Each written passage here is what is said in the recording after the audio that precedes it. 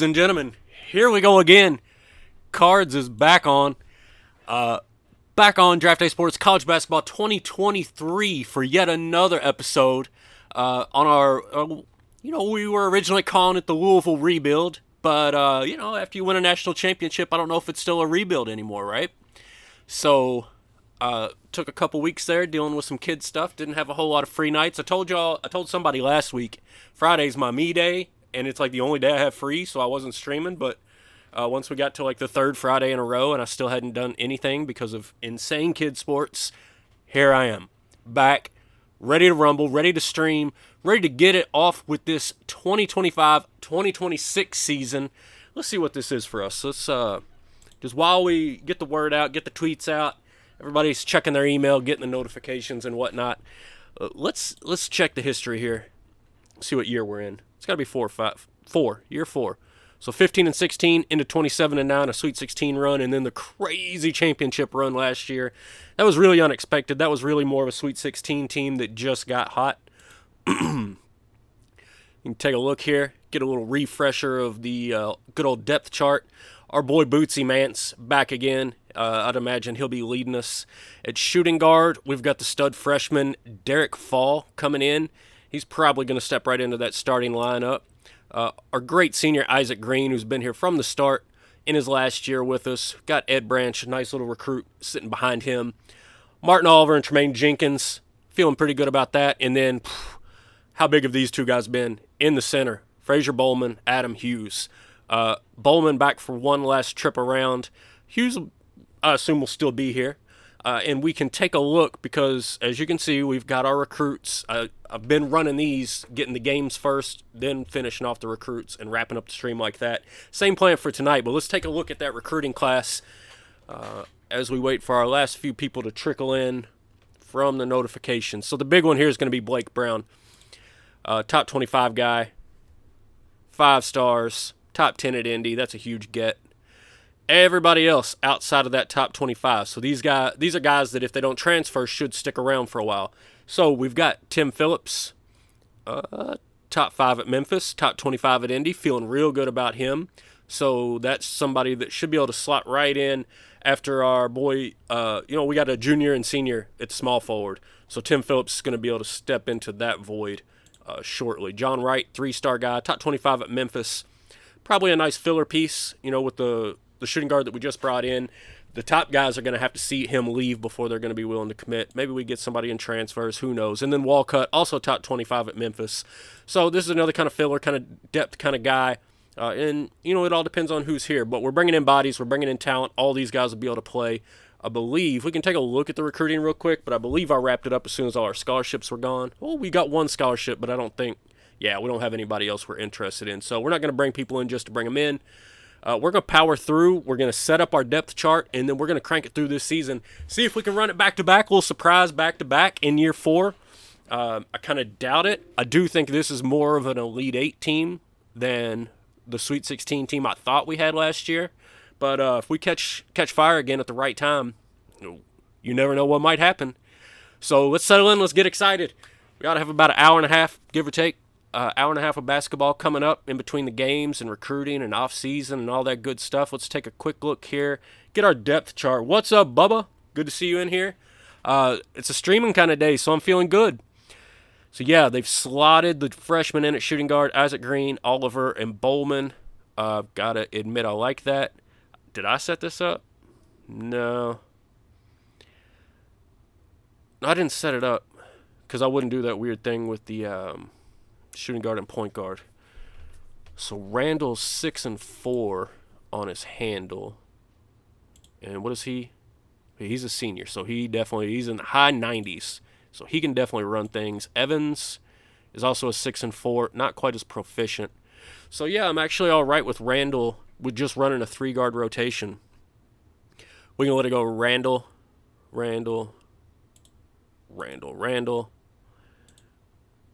And then Bootsy Mance the rest of that time, including there. Maybe we let Evans get in here. That's fine. And then run him at the 2. And I think I'm pretty happy with this setup. You know, at the small forward, actually, I would love to get Branch on the floor just a little bit more. Give Green a bit of a rest, more of a rest than what he was otherwise getting. Same, I think, with Oliver and Tremaine Jenkins. Let's get him a decent break in both. I like Oliver much more than Jenkins, but let's get him a decent break in both. What's up, Jay Slim? Good to see you, buddy. Yeah, rainy day, Bubba. It is also a rainy day here.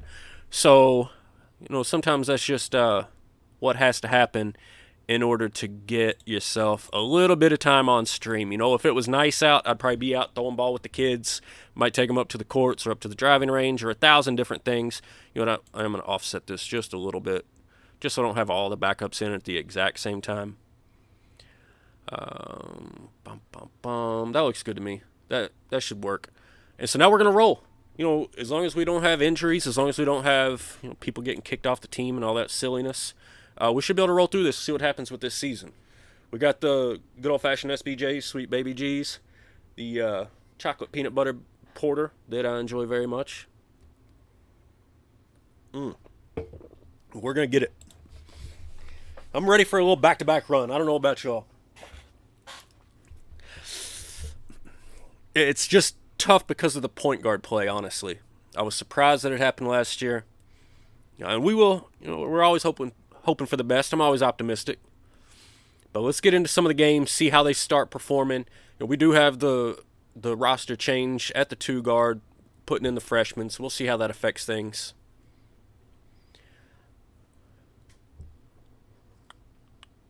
Oh, I do want to take a quick look before we get too far into it at the roster overall, just so I can get an idea of how many guys I've got on my team that are 7s and 8s in scorings, 6, 7, maybe even 8s in defense, because that makes a big difference.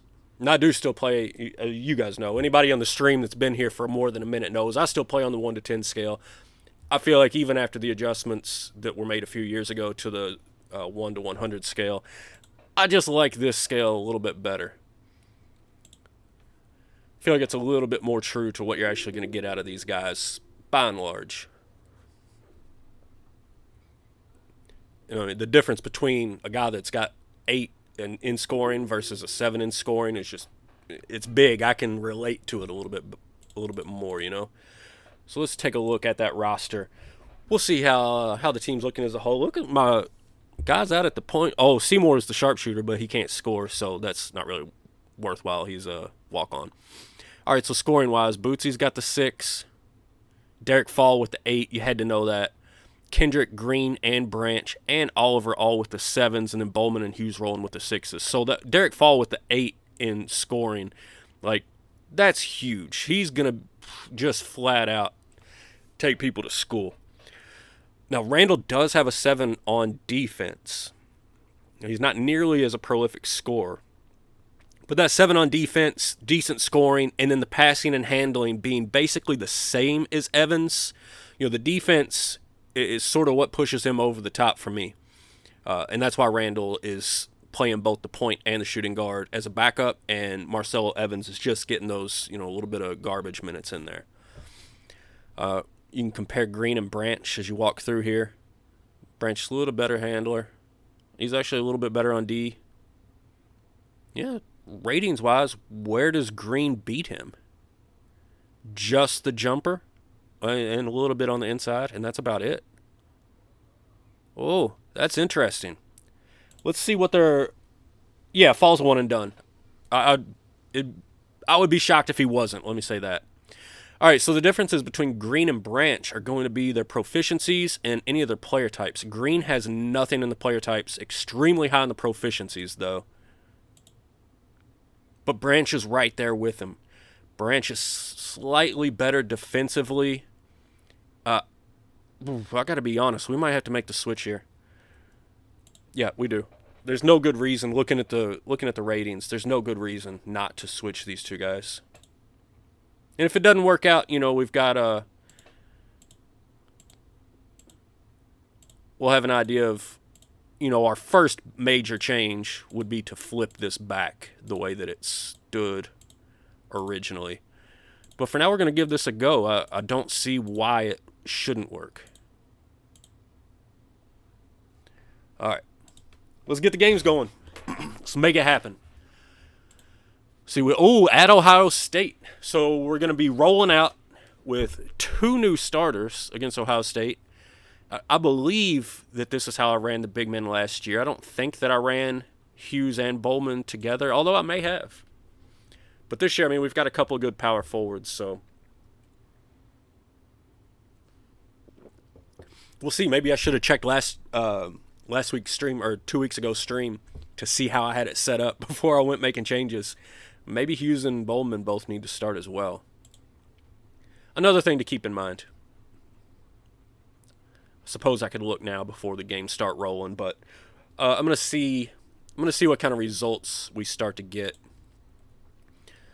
and then if I need to go back to that roster screen and reevaluate, I can do it then. All right, here we go. Get this season started off right. Preseason number 18, Louisville Cardinals. Preseason unranked Ohio State Buckeyes in Columbus. All right. Nice start. Fraser Bowman, nice start. Derek Fall, 17 points right out of the gate. Nice start. 70-60 on the road. Love it. I do need to get a quick feel for where my offensive set percentage is. 75, that's about right. Hold on. Couple of things just so I can be 100% that I like where we're at. All right, so Bootsy's not quite there. Randall and Seymour very much there. Fall is way off. Both small forwards are fine. Let's see now. Oliver, as the freshman, is way behind. So maybe Bowman and Hughes is still to play. Let's take a quick look at the roster. Yeah, I'm starting to think you're right, J Slim. I think maybe Bowman and Hughes were both starting. And first of all, let's take a quick look at Martin Oliver. So he's ranked 51st. He's not too concerned about the PT. All right, so let's just compare on their ratings. Scoring-wise, Oliver's better. And like I said, the difference between a 7 and a 6 it's more significant. Although Bowman and Hughes are both fantastic on the inside and not significantly worse outside. Rebounding-wise, Bowman and Hughes are both ahead of the game. Defensively, they're about the same. Now, where Oliver's going to beat on him is athleticism. IQ, he's equal to Bowman, significantly ahead of Hughes. But Hughes can make that up on drawing the fouls.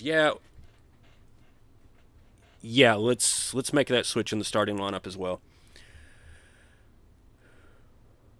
Oh, hold on. I got to make sure I know. J Slim says Bowman at the 4, Hughes at the 5.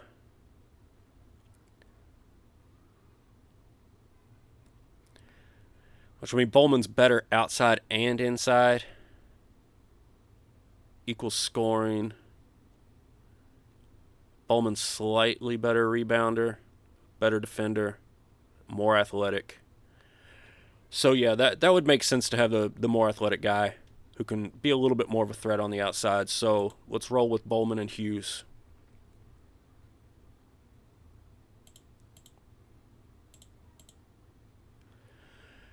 All right, so I need like a just paint this guy in across the board so I can adjust it later button. Like right over here, all minutes power forward to this guy. So then I can visualize it. I swear we will roll after this. We'll get a bunch of games off real quick.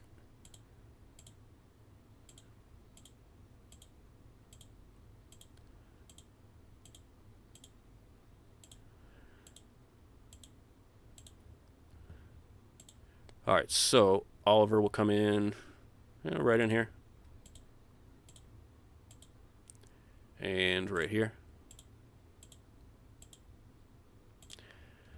And then Bowman will get those at center and these at center. I don't know, just mix it up. And we'll get Tremaine on the floor. He'll get these garbage minutes, same as Marcelo Evans, just to get him out there, get him some PT. See if we can break it up a little bit, spread out the minutes, spread the love. See how that goes.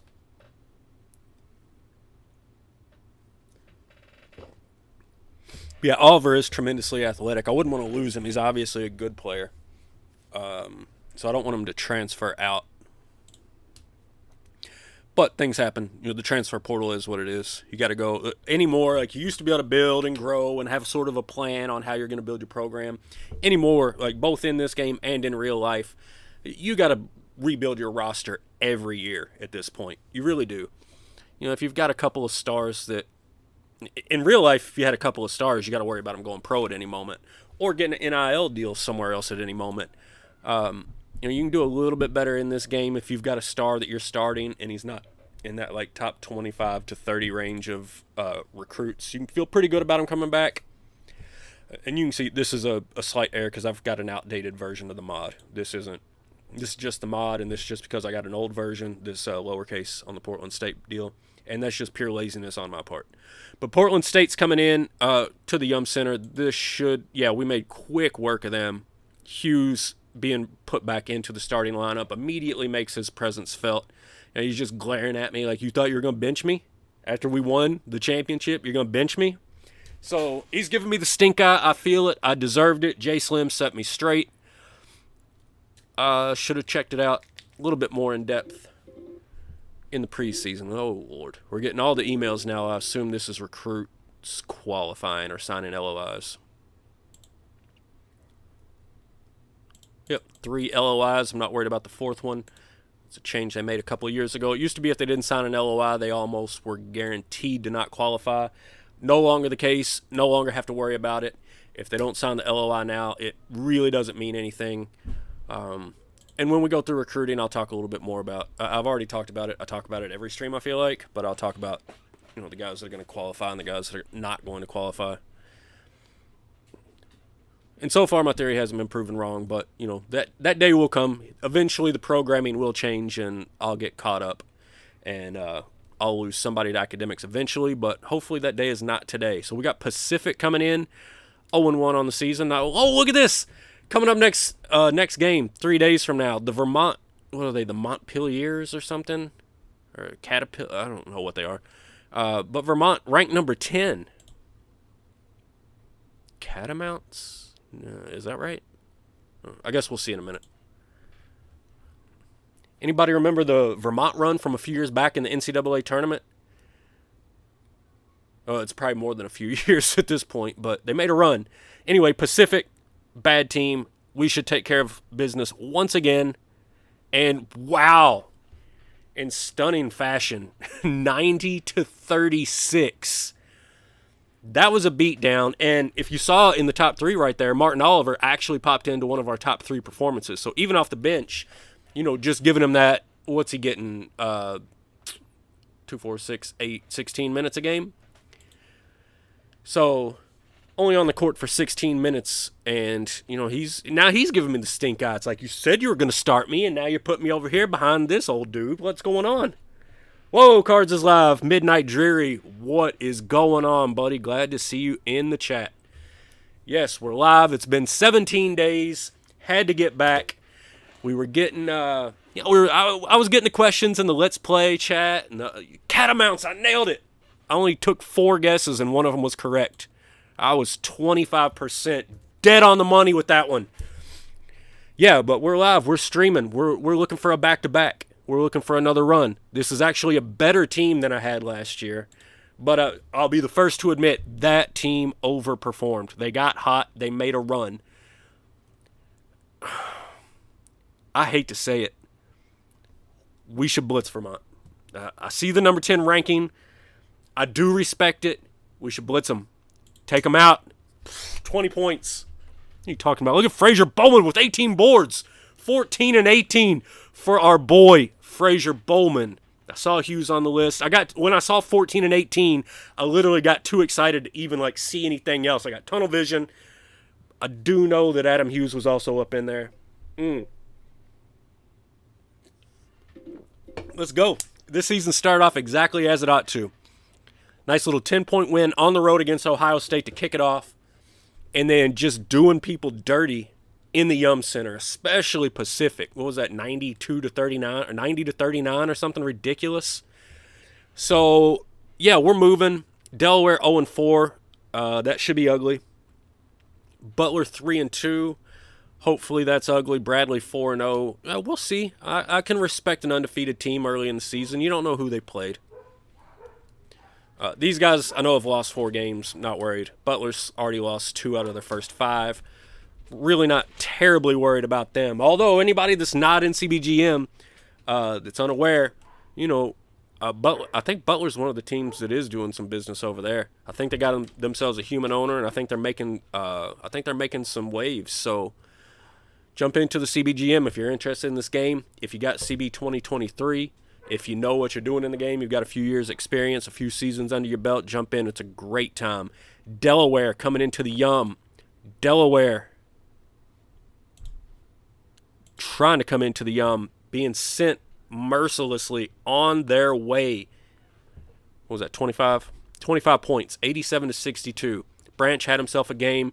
Bootsy Mance pops up as a top performer for the first time this year. So it looks like it was a different kind of game. It wasn't just Bowman and Hughes doing everything. It wasn't just Derek Fall dropping 20 on somebody.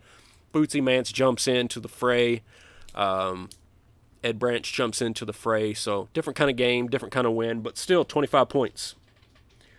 What's up? Thank you. Oh, Jay Slim gets to subscribe. Midnight Drury also hit us with the subscribe. Thank you both so much. I greatly appreciate that. Make sure you're subscribed so you get the notifications or whatever when we go live. Because a lot of times, like tonight, I didn't know I was going to stream until like 15 minutes before I streamed. Because I told somebody last week, like, Fridays is for me. I'm not streaming on Fridays. But once it got to 17 days without a stream, I figured you got to give the people what they want. They want Draft Day Sports College basketball. So, here we are. I hit up Chris. He said he's somewhere over the Rocky Mountains right now, flying around, traveling the world. But he got on, made the things he had to make happen, and we got up live just out of absolute nowhere. So I'm on no kind of schedule. I cannot commit to any kind of schedule with my children. So make sure you're subscribed and whatnot so you get the emails or whatever, because that's really the only way to keep up with it. Either that or like follow the GM Games Twitter so you catch Chris's tweets. He usually sends out the tweets. I don't know if he did today or not. Like I said, he's in an airplane somewhere, so...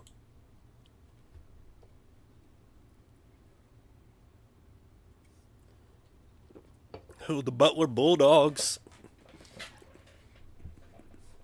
Wasn't they in that where Brad Stevens was the coach?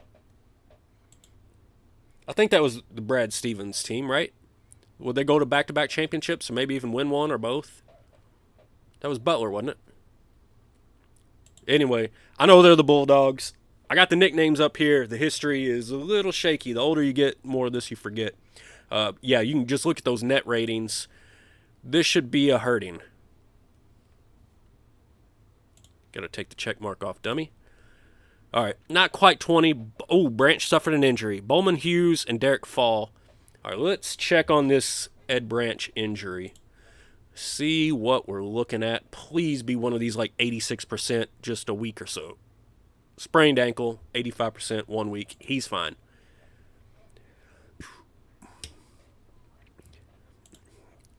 If it was a little bit more convenient to just flip-flop these guys and their minutes, maybe I would do that.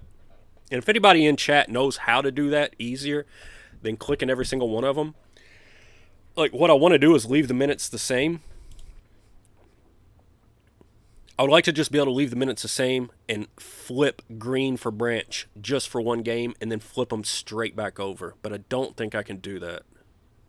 I could probably store this lineup and then rework it, but I've had mixed success with that store lineup button in the past, and I just never got back around to playing with it, testing it, exploring it.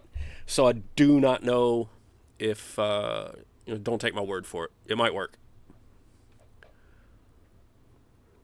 It's just 95% of the time that I'm actually playing this game, I'm playing it live on stream, and I don't think that's a great place for testing, so... The Bradley Braves, 5-0. The Louisville Cardinals, 6-0. Somebody's got to lose. It's probably going to be the Bradley Braves. Can't lie. Still feeling good. Still feeling confident. No reason not to yet. Oh, this is on a neutral court, though. All right, so let's take a step back. Don't get cocky. Don't overlook anybody. Okay, 25 points. Derek Fall with 22, 5, 2, and 2. Frazier Bowman, another huge double-double. I'm going to have to go in and look. Bowman and Hughes are absolute double-double machines. They just keep performing. I have no earthly idea why I had to be reminded to get Hughes into the starting lineup. Look, Pacific with a little win over Tulsa. Okay. After getting embarrassed by the Cards at the Yum. All right, another neutral court game. 5-3, Oklahoma Sooners. Unranked, although the net's not here on these tournament games. Interesting. All right, let's see what we got. Neutral court. Holding it down, 12 points. So is that our close? No, we had a 10-point game. Bootsy almost gets the double-double. Ed Branch seems like the ankle's better. 15 for Branch, 19 for Fall, and Bootsy nearly got himself. Ah, here we go. All right. Let's see what we got now. This is where it gets real. Number 9 Cardinals, number 11 Hawkeyes. 2 undefeated teams on a neutral court. Are we for real? Are they for real? Let's find out right now.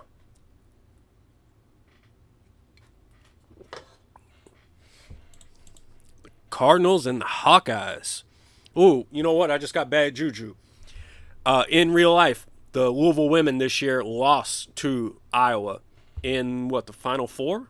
Or the Elite Eight? One or the other. That incredible female player from Iowa just absolutely put on a show. She might have been the best player in college basketball, male or female. So, maybe a chance for me to get some game redemption on the Iowa Hawkeyes. The Cards and the Hawkeyes in whatever this tournament is. Neutral court. Who's real? Who's got work to do? Frazier Bowman's real. That's who's real. Bootsy Manson's real. What do you got? 10 points. Head on back. Head on back to Iowa. You better bring Caitlin Clark next time you want to try something. You got nothing without her.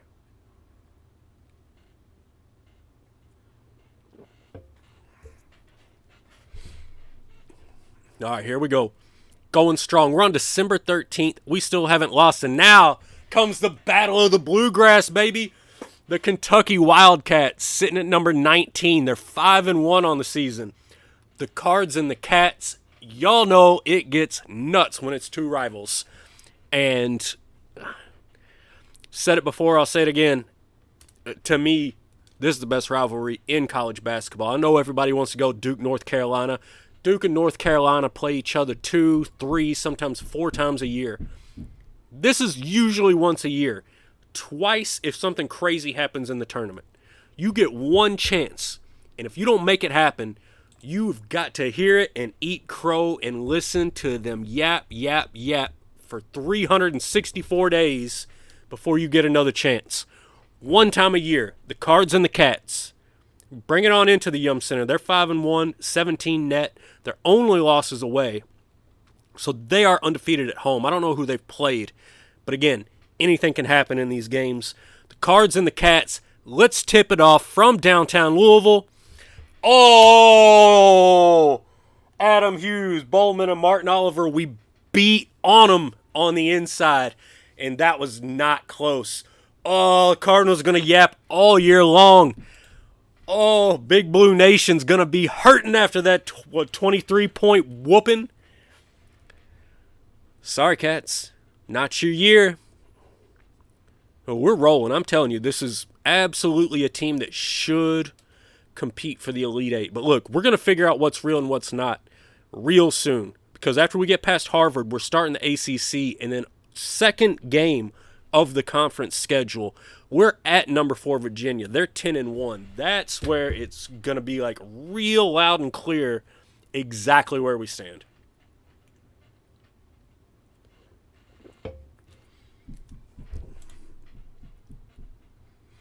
I was just now in my head with where we're at and where we're going.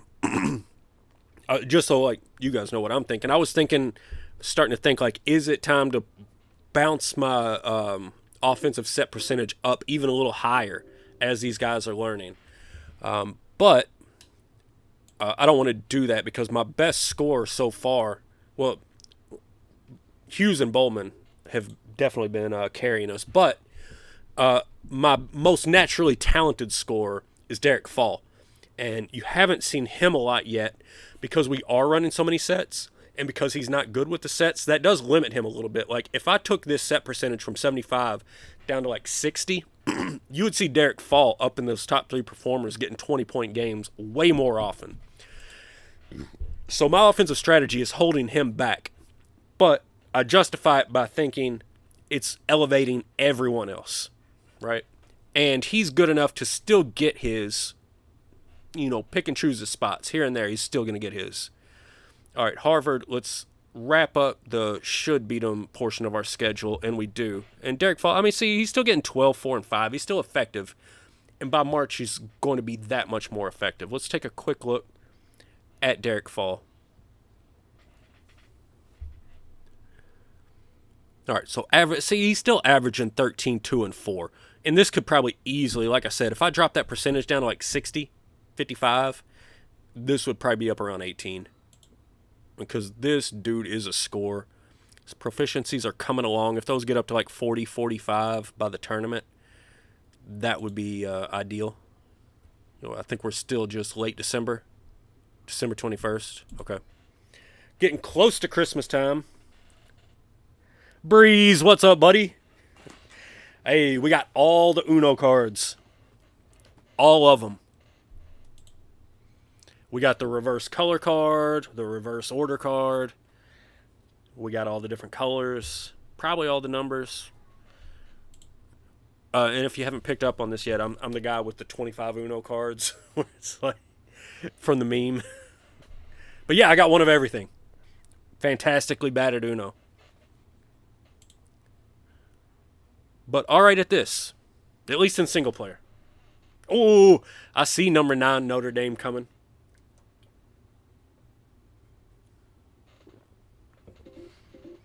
All right, so a 6-3 Syracuse at home, but it is ACC play.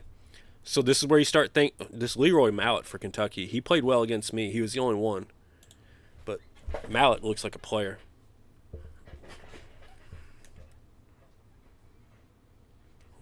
All right, let's see what Syracuse has got. I'm curious if they still run, like, once Boeheim retires, if they're still running the 2-3 in game, or if, like, their new coaches swap it up. The Cards and the orange from downtown Louisville. On the banks of the Ohio River, Louisville takes care of business again, and it's the usual suspects. Hughes, Bowman, Derek Fall. That's how it's going to be, 60, 70% of the time this year? Those 3 dudes. Hughes and Bowman have been making it happen for 3 years now. And Derek Fall, we knew what he was going to be when he stepped on campus. And now here we've got a massive battle. Really, really big game. Oh, we got nothing but big games coming up. At Virginia, Notre Dame at home, at Georgia Tech. These are 3 losses. Between our next 3 games, if you look at our opponents and the next 3 games, Notre Dame just lost again. So 4 losses between the next 3 teams that we play. That's crazy. All right, so let's see it. On the road, this is probably the first time that, to be honest, I do expect to lose this year. But hopefully this game is close. I'd like to keep it within 10. And if we do that, we're fine. Oh, and if we beat them by 22, we're real fine. What was the red message? Who got hurt? We beat them by 22. That was some Tony Bennett, Virginia. They must have thought that it was March, the way that we just beat on them. But what was the red message? Who caught it? It's got to be an injury, right? Ed Branch again? Bruised thigh. 70% for 11 days. God, man. So now I do got to switch him. I can't play him at 70%. Not if we were playing Pacific and these other know-nothing teams, again, let me try to store the lineup. Use the restore option at any time to bring this back. All right, so I'll flip this, and then when he's healthy, I'll try the restore button. We'll see if it works. I don't like to test things live, but really no option right now. We won't totally bench Oliver. He can still play.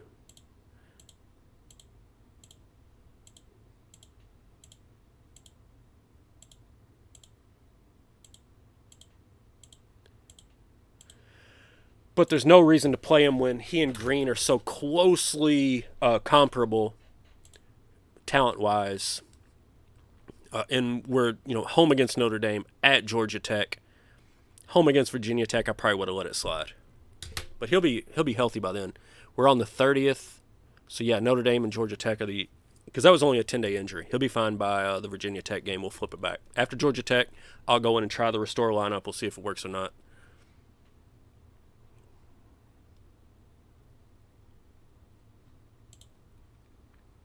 All right, let's keep rocking and rolling, baby. We're into 2026, and we are undefeated so far this year. 13-0, 2-0 in conference, number 7 in the country. I believe we're top 10 in the net ratings.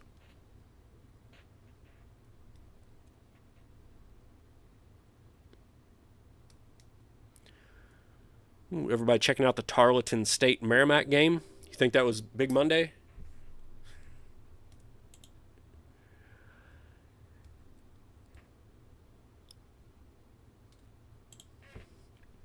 Was Duke number 4 now? Notre Dame lost another game. So Notre Dame might have been cruising on some preseason nonsense. Now they're hitting conference time, and they're having a rough go of it. I want to see what their conference record is when this game pops. It'll pop tomorrow.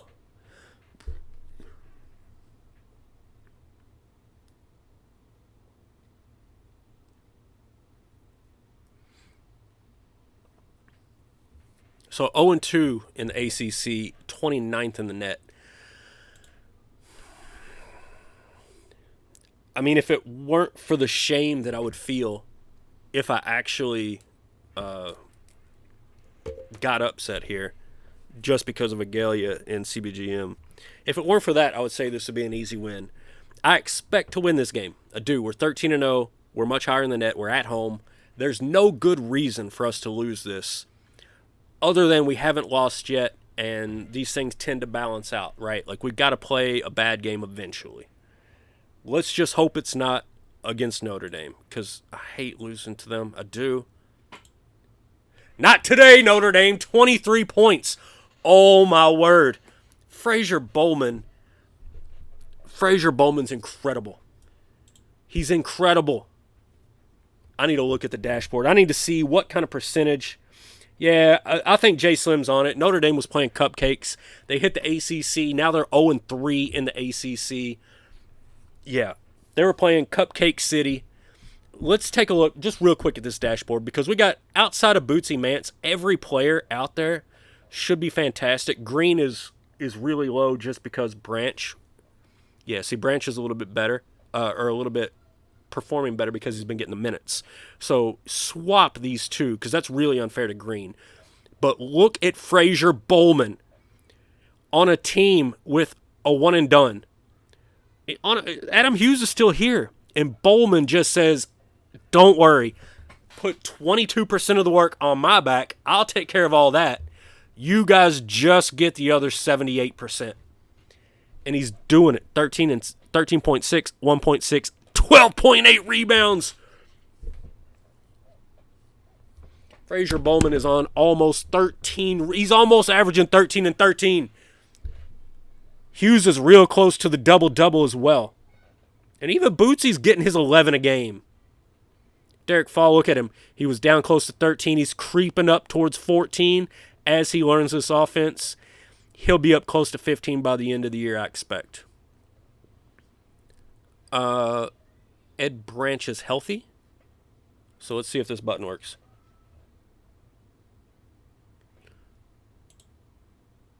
Nope. Sure didn't. Oh, it did with the minutes. So now all I got to do is flip them. All right, so that actually does work. Not exactly as I expected, but that works. Cool beans. All right, so we're rocking and rolling. We're healthy, and we got to travel down to Atlanta.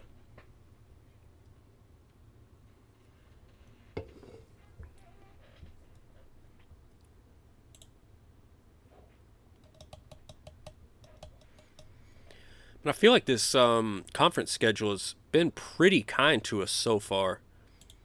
Virginia's the only one we really played on the road. Georgia Tech again. But look, I mean, we got number 4 Duke coming up. That's going to be at home. Eventually, we're gonna hit some tough games, and this is definitely one of them. So we don't want to overlook this. Oh, but look, North Carolina falling on the road to Virginia Tech. That's fun. Notre Dame finally got themselves an ACC win. All right, let's see. Can we get it done on the road in Atlanta, or is this where the undefeated train stops? Oh, closest game of the year, but look who comes through. It's my boy Derek Fall.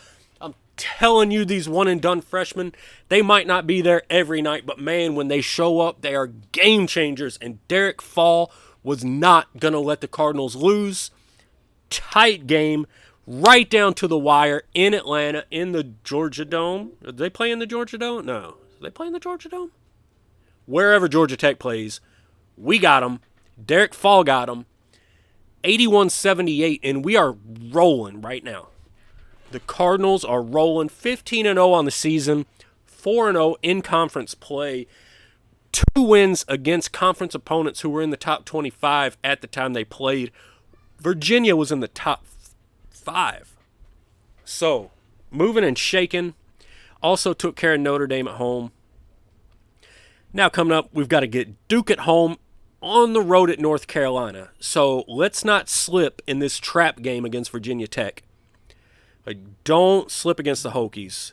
That would be, we're number 2 in the net, guys. Number 2 in the net. Oh, this is a talented team. Maybe I undersold the team. I don't know. We are bringing back an awful lot off of a national championship. Now, maybe this is just the right chemistry. I don't know what's going on. It feels good, though. Hughes and Bowman are certainly a massive part of it. Derek Fall's absolutely doing what we expect out of him. And Bootsy Mance and Ed Branch are playing their role. So the Hokies coming into the Ville, hopefully we can just win, move on, stay healthy, stay safe, get out of here with the dub. That's closer than it should have been. And Bowman's just not letting us lose right now, though. He's so close. Was he? I cannot wait to get to the end of the season. I'd love to see him average 13-13. That'd be crazy. He's an absolute beast. Frazier Bowman, absolute MVP.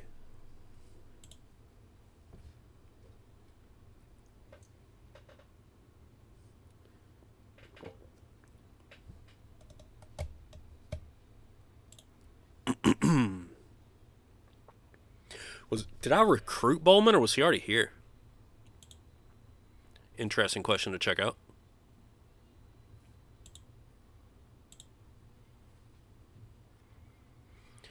Yeah, I think Bowman was a player that was already here. Because he's a senior, and Isaac Green was already here. I didn't recruit Green either. So Green and Bowman were both on this squad before I got here. No, so don't give me too much credit. The computer kind of granted me a monster. Number 4, Duke. Number 5, Louisville. Now, look, even this game is biased towards Duke. They're 12-4, 18th in net. We're undefeated, number 2 in net, and they're ranked ahead of us. Explain that. These are the official Dickie V rankings. And they beat us. All right. Maybe the game knows something I don't. Bowman couldn't get it done. They held him on the inside. We drop a game at home to Duke. So now hopefully that was just a bad game, just a one-off. Hopefully not a sign of anything to come. But with the ranking already being there, gotta make you worry. It makes me worry. So we lose the undefeated season there at home to a Duke team that on paper we were significantly better than. At least rankings-wise, record-wise. I didn't look at their team. I didn't look at the matchups. I didn't look at any of that. But based on the net, based on the record, based on playing at home, I had an injury. All right, I didn't see it. I was too disappointed. Let me check it out.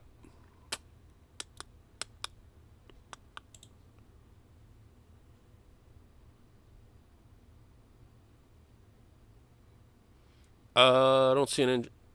So Isaac Green was injured, but it's not showing up here.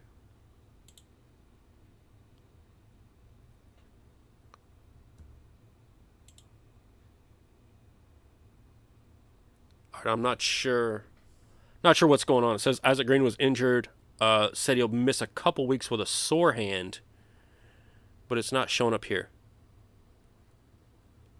So I cannot speak to that. I don't know what happened. We can take a look at the box score if we want to go back a day or two.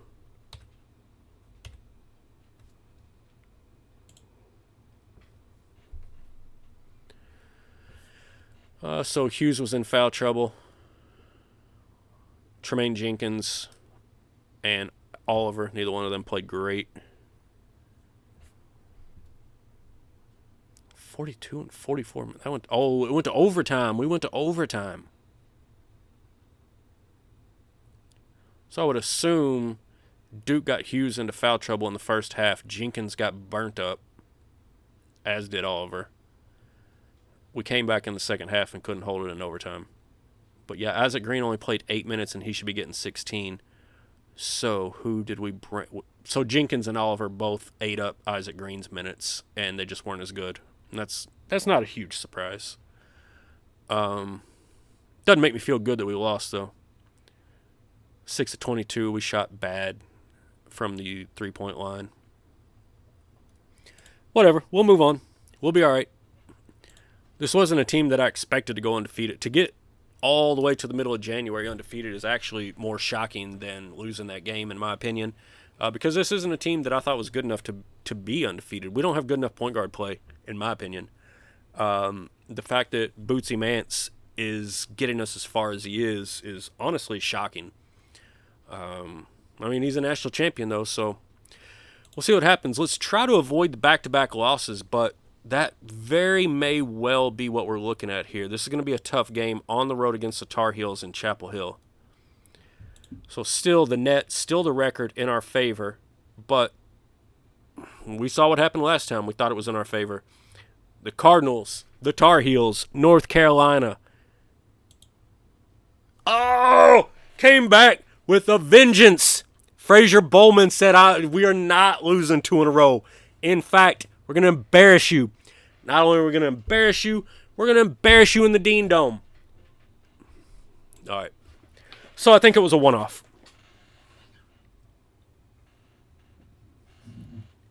I think it was a one-off. We had some weird foul trouble. We had a weird injury. Pseudo-injury. I don't know if it was a real injury.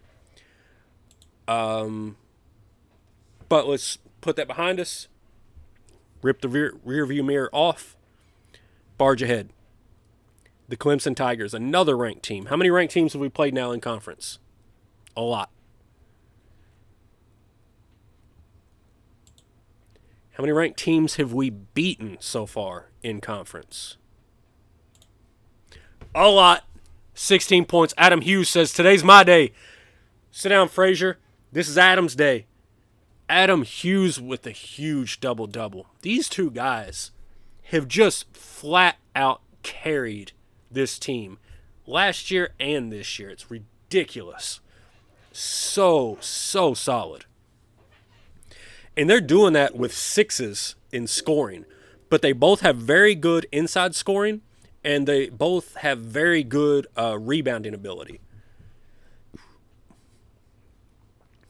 Just to take a quick look at it, if you weren't here at the beginning of the stream, Bowman and Hughes, 9 and 8 inside. Sixes here, 9s and 8s. I'm telling you, in this 1 to 10 system, 9s and 8s are absurd. This is off the charts. This 9 on the offense and the 9 inside scoring is why Bowman is absolutely just destroying people.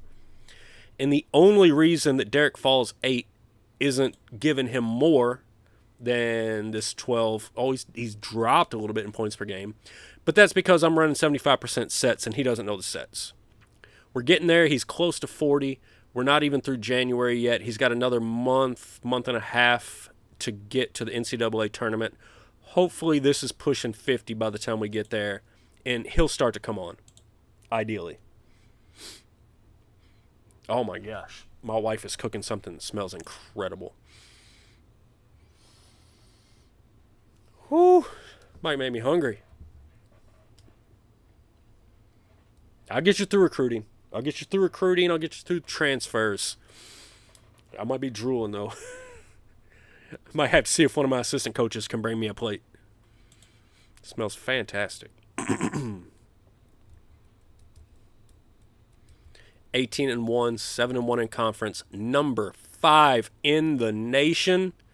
Who do we have coming up? At Boston College. All right, well, this does not look like a team that on paper should be able to compete with us, but on the road in conference, bad things happen. That's a fact of life. Ask any NCAA coach in the world. Ask any NCAA player that's ever played a game on the road. These are bad things. Bad things happen on the road in conference, especially in the ACC. So, get in there, do your business, run your sets. Running the high set percentage, in my opinion, in this game is helpful on the road. So get in there, run your sets. This is one of the matches where I fully expect this. I don't expect fall to go big. I expect for it to be the seniors, for it to be the Isaac Greens and Branches, Bowmans and Hugheses. You never know. Freshmen can surprise you. Those one-and-done types can. But there it is. Branch, Hughes, and Derek Fall got his 11. But that's Ed Branch and Adam Hughes, a couple of juniors, a couple of upperclassmen that know the system, that can run the sets and create points out of that. So yet another example of why I love running high set percentages out of my offense.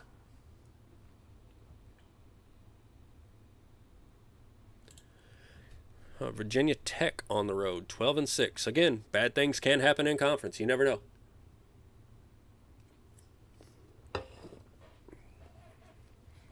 (19-1) against the 12-6 Hokies out of Castle Coliseum.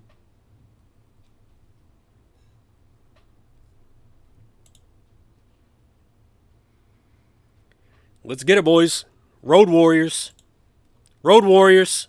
Oh, Road Warriors. Bowman, Hughes, and Branch. The upperclassmen do it again on the road. And as always, Bowman and Hughes, they just do it everywhere, it seems like. Doesn't matter. On the road, at home, neutral site, Bowman and Hughes are going to be there. All right, so we got Wake at home, at Florida State, and then at Clemson. I mean, God, we're rolling. We're almost through January, and we only have one loss. The way they're playing right now is a Final Four team. And once you hit the Final Four, you never know what can happen. Anything can happen at that point. We might repeat. The odds are against us. I can't lie about that. The odds are against us, but we could repeat. And then that's going to cause Chris to rename the entire stream because he's got it labeled as a rebuild. And this is actually no longer a rebuild, regardless of what happens this year. 20 points. Fraser Bowman, 12-16. Derek Fall got his 18. This is no longer a rebuild. We've arrived, we've rebuilt, and now we are in destruction mode. Don't get in our way. It will be bad for you, I promise you. Whew, feels good to have Louisville basketball back in the conversation. Man, this last year in real life was tough to deal with. I hope that this year's real-life Louisville team does what we're doing here and just brings it back where it should be.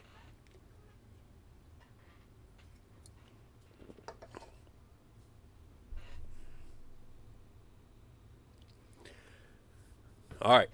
On the road in Tallahassee, the Seminoles, 15-8 it looks like.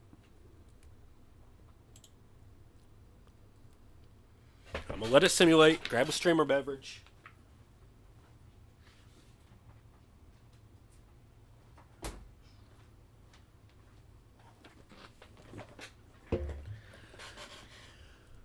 On the road, 15-8, 6-6 in ACC play, 38 in the net. So they're actually fighting for a tournament spot, and they're at home. You know that's a dangerous place to be in early February. A team that's probably on the bubble, playing at home. They're hungry.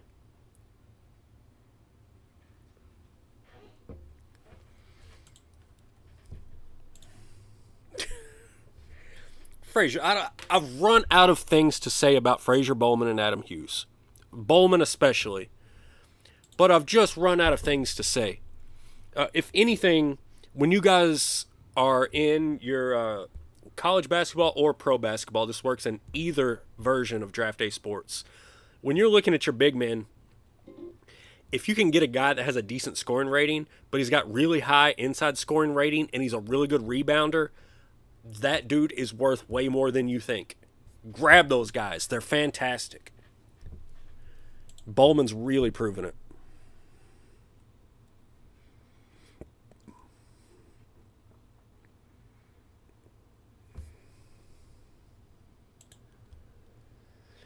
All right, so we beat Clemson at home. Let's see if we can hold serve on the road.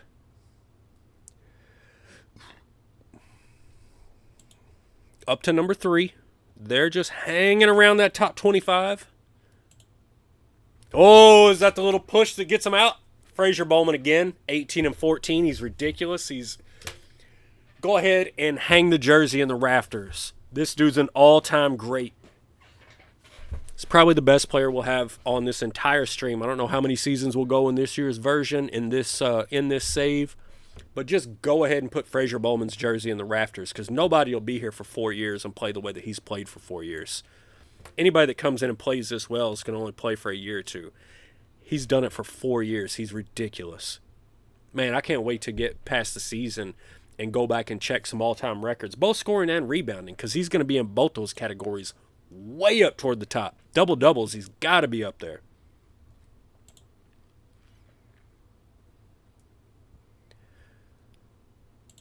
All right, we got North Carolina on the road. Now they're coming into the Yum. Can we make sure that they don't get us in this little rematch? Like, we got them in the Dean Dome. Don't let them come into our house and do anything. Don't let them come into our house and do anything. See ya. 19 points. No contest. Tap out early. Tap out, get back on the bus, head back over to Louisville International, catch a flight back to Chapel Hill, get out of our city. 19 points. We've got to be running up close. Where are we at? 13-1. We got 6 conference games left. At Pitt. Pitt's terrible. At Syracuse, they're looking bad. NC State at home. We got 3 games in a row here that we just have to stay healthy. If we lose any of these, it's going to be a really weird situation, like a foul trouble situation. Something will have to go extremely wrong to lose any of these next 3. We might be a 1 seed going into the NCAA tournament. And we're absolutely looking like it right now. I thought through ACC play we might get roughed up a little bit, but really we had one weird game. We had one game that we lost with some weird stuff going on, and we had one game that was close. Let's see. Let's push on.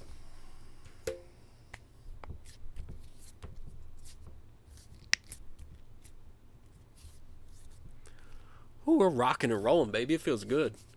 Feels good bringing them back in, 4 or 5 years? This is the 4th year. That's what we decided at the beginning, right? Went like 15 and 16 in our first year, then went Sweet 16, then championship. So this is year 4.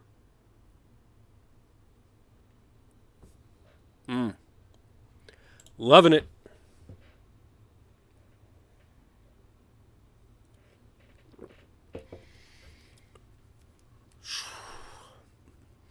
I'm starting to get hyped for the tournament. Like, the whole regular season aside, like, I've already seen enough to know we're going to compete in the tournament. So now is where I'm like, let's just get through these games. At Pitt. Beat them. Beat on them. 106. That's a game. Now, that's a game. You throw these one-and-done guys out there on the road or at home, but you put them against a bad team, the talent's going to shine through like that. Derek Fall says, hey, you upperclassmen have been running things in all these tight games all year. We're playing these suckers from Pitt that have only won 6 games the entire year. Give me the ball. Give me the ball. I'm going. And he put up 26. That's what they can do. Absolute game changers. And we're fitting him into a system, right? We're stuffing him into a system, forcing him into it. He could play better outside of that system. But he's playing his role so far. He's playing his role for this team. He's making this team better. But when he's got the chance, when everything else is off the table, send him the ball. He's the best scorer that we have. On the road against Syracuse. Road games are tough. We know that. Should still be a win. 19 points. Hughes, Branch, and Bowman. I don't even know how many times Hughes and Bowman have been in our top 3 performers this year. It's got to be 95% of the games. It has to be. We played 27. I'd imagine they were both in the top 3 in 23 of those.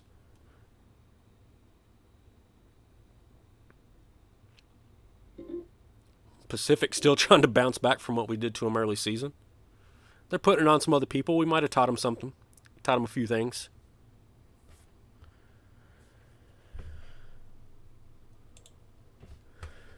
All right, keep on trucking. We're almost through February. Still only the 1 loss.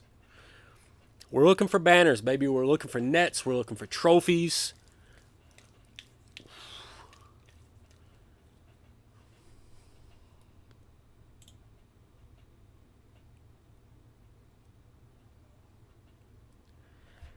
Oh, I should check the email to see if we got anybody in the chase for the Norton. I mean, if Frazier Bowman isn't in the chase for the Norton, it's a travesty. Semifinalist. So Mallet from Kentucky. Oh, Bowman's way too low on this list, guys. He's way too low on this list. Hughes was a quarterfinalist. Frazier Bowman's going to be... he already won the MOP last year in the Final Four. He's going to do it again. He just is.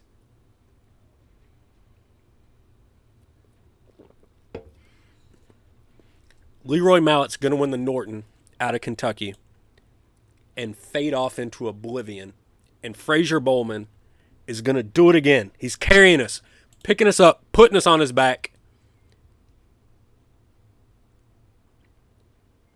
NC State coming into Louisville, the Wolfpack, taking on the Cardinals. Not for long.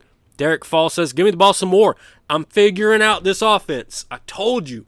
He's going to figure out this offense. He's going to start putting it on him at the end of the year. 17 games in, we got 3 left. Home against Miami, home against Florida State, at NC State. At this point, we should finish with 1 loss. We're really going to have to trip over our own feet not to finish this season off 30-1, 19-1 in conference. Could we do it? Of course. You can always do it. College kids, college game, anything can happen in 40 minutes. You never know.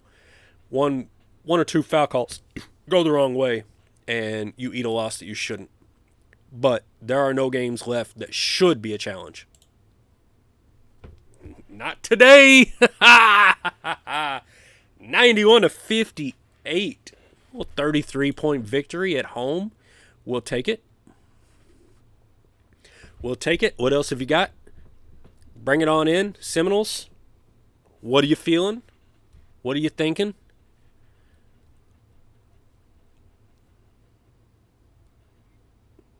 Might I remind, in this opportune moment, might I remind everyone, we're rocking and rolling with a 2.5-star point guard. And that's really the only reason that I'm not extremely confident.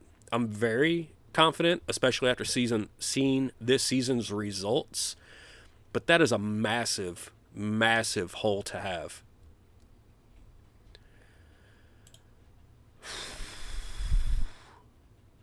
But again, that's just star-wise. You know, star-wise, he's at like 2.5, maybe 3 by now. What he's done on the court, Bootsy's been our boy. He's already got a title on his hands. Maybe he can get another one. He'll start filling up those fingers with rings, you know. Well, ODU Coastal Carolina matchup. I don't know why I got excited about that.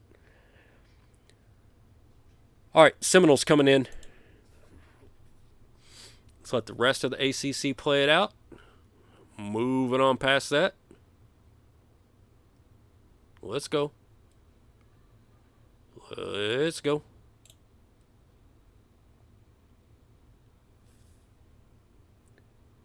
Oh, we got to be feeling good. Hope we're clearing out room in the rafters. Florida State and Louisville. Oh. Bootsy. Bootsy says, "Give me the ball. I'll do it for you." We didn't have an injury there, did we? I saw something weird in red pop up, but I think it was I was looking in the wrong spot. Hopefully. All clear, no injuries. Look at our boy Bootsy. So the scoring's mostly there. The passing and ball handling are fantastic. The outside shooting's good. Defense is not quite where I want it. 2.5 stars, but what he's good at, that's pretty good. That's sort of where we want it. He can score enough. His handling, I'm kind of shocked it's only giving him 2.5 stars. Like this, to me, if his defense was one notch up, this is a 4-star player. So I don't know what's holding him back. 9.9, 5.5 assists. Now a lot of that's because of the talent that he's throwing it to. But still. Derek Fall, back up around 13. Let's see if he can get up to 15. I called it, in December? I thought he would get up to 15 points a game. It might be hard at this point, especially since Bowman and Hughes are just monsters. Bowman's dropped off a little bit on the rebounds. But he's still at 20% of our production. Hughes has bounced up a little bit. You see, these guys are pretty even, which is a bit surprising. But you've got, I don't know. Bootsy's only a sophomore. Hopefully Derek Fall picks it up. Where's he at? Oh, he's getting so close to the 50s. I think Derek Fall is going to pull away in the NCAA tournament.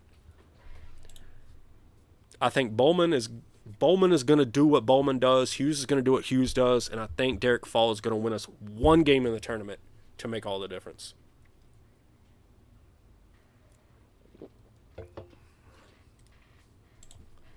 Last game of the regular season. Can we finish it off? The 30-win regular season. Extremely rare in the NCAA. Got to do it on the road. Got to do it against the Wolfpack. The Fighting Jimmy V's.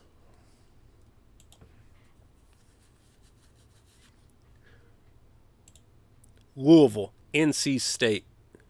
And it's all Louisville. It's all Frazier Bowman. It's all Frazier Bowman from here as far as the eye can see. It's all Frazier Bowman. Oh my goodness, this dude.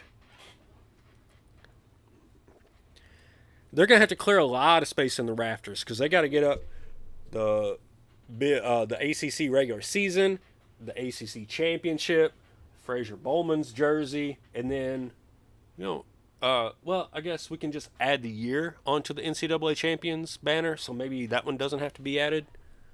But start clearing space in the rafters. We're doing it again.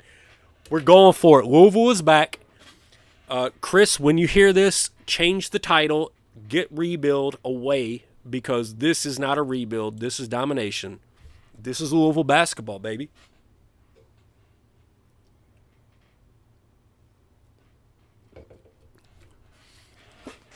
This is Daryl Griffith. This is Francisco Garcia. This is Donovan Mitchell, Montrezl Harrell, Peyton Siva. It's Louisville basketball. We're getting it. Home of Frazier Bowman. Home of Adam Hughes. Home of Bootsy Mance. Bootsy's one of those guys that played for some county in your state and then just shows up and just kind of blue collars his way into the lore of the school's history. You know what I mean? Bootsy's that dude. He's like Richie Farmer for Kentucky or Preston Knowles for Louisville or Tyler Hansborough for UNC. He's not Jordan, but he's Hansborough. That's what Bootsy's doing.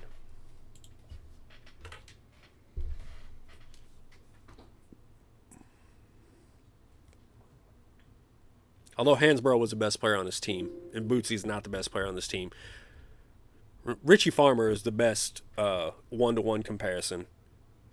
If y'all don't know who Richie Farmer is, there's a lot of lore there.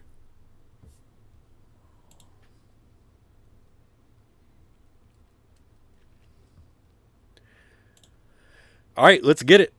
Regular season's done. 30-1, 19-1. On to the tournament. North Carolina on the neutral court. Duke moving on. Virginia losing in March, as they do. And Miami moving on. So, really, this is Louisville and Duke, to me. North Carolina could spoil it.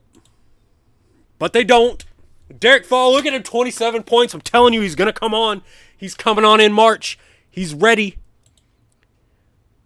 This dude has played enough. He's learned enough. He's figuring out the system. Now here comes that scoring.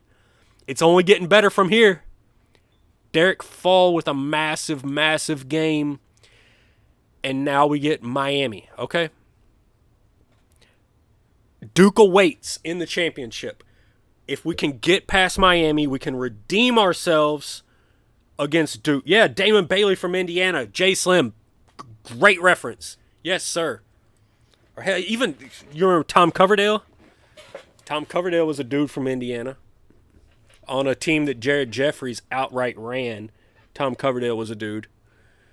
Louisville and Miami. 8 points. A little tight. Isaac Green coming off the bench. Isaac Green and Derek Fall both getting in there. So I wonder if we had some weird foul trouble there. All right, here we go. Chance to redeem ourselves. Let's simulate anything else. Ooh, Houston upsetting Cincinnati. All right, I see it. I see you, Houston. 5 slam a jam over there.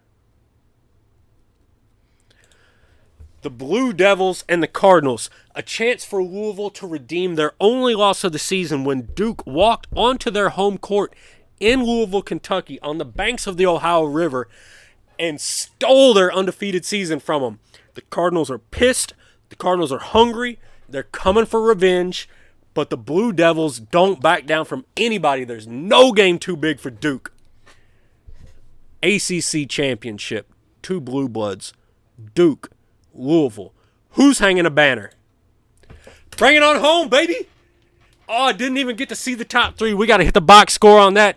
Bring it on home, baby. Oh, I can't get the... Oh, yeah, right here. Bring it on home. Raise that banner. Bowman, Hughes, and Bootsy Mance all hitting double figures. Derek Fall fouled out. Although he did play a good number of minutes, so maybe that was something late. He did not score a ton, but he did well rebounding. Bowman, of course, double-doubles. It's what the boy does. Really disappointed in Branch going 0 for 8 from 3. We shot 23% from 3 and still won by 10. We just beat him up on the inside. All right, we beat him up on the inside. Big time second half. Number 1. Oh, yeah. Yeah, this should be the number 1 overall seed. Let's take a look at the polls and media. I mean, with a record like that, with a tournament like that, UCLA is our only competition for the number 1 overall seed. Kansas should not. Oh, look at their net ranking, though. They're number 1 in the net. How does that work? All right, maybe they had a really good schedule. We'll see. Here we go.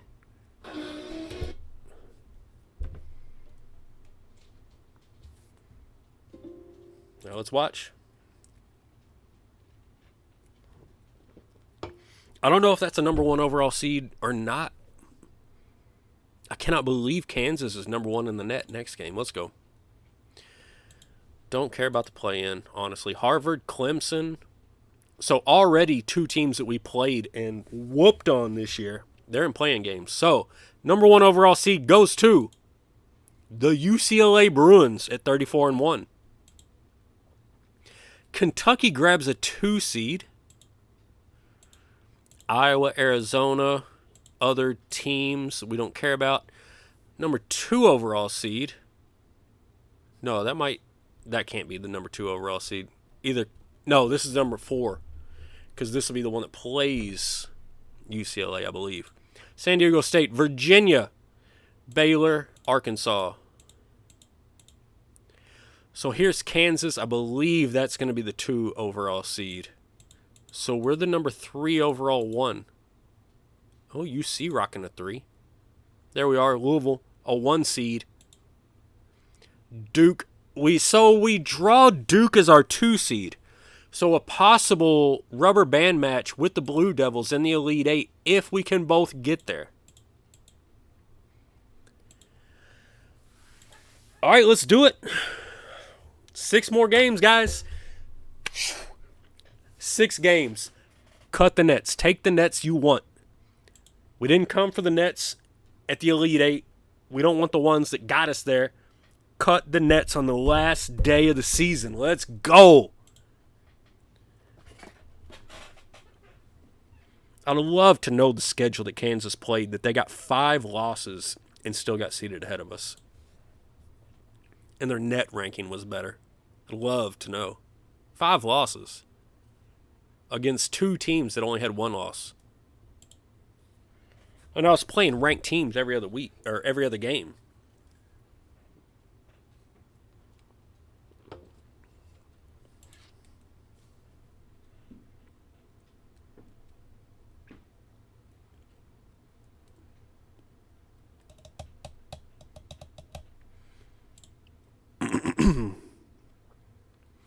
All right, so we get a rematch with Harvard. Got to avoid going full Agalia here.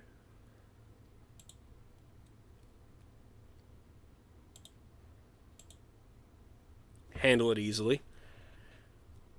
Hughes, Bowman, and it looked like maybe Mance was the 3rd there. Didn't quite see it. I didn't want to take too long on that one, though. You know, I mean, if you lose that one, that's just embarrassing. Go home. You lost. Nothing to see there, win or lose.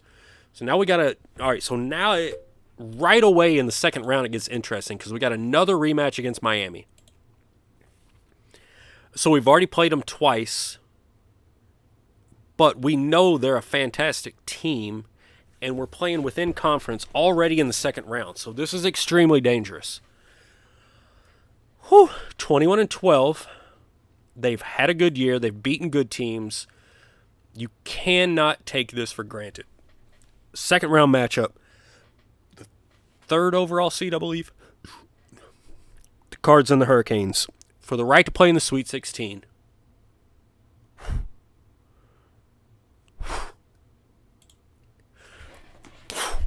Oh, that was Derek Fall. How many did he have? I'm telling y'all, he's going to come on. 19. That's right. He scored 19. He went 1 for 10 from 3. But he made up for it in field goals and from the free throw line. He drew a lot of fouls. That's a high usage rate. I mean, he shot 18 field goals. Look at who else. Nobody else really shot. Derek Fall took that game over. Oh, I almost just exited out of the whole thing. Let's not do that. We're in the Sweet 16. Preseason, I expected us to be here. By January 1st, I expected us to be in the Elite 8.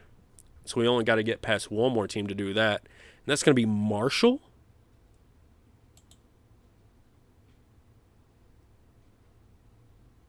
Wait a second. That's going to be Marshall?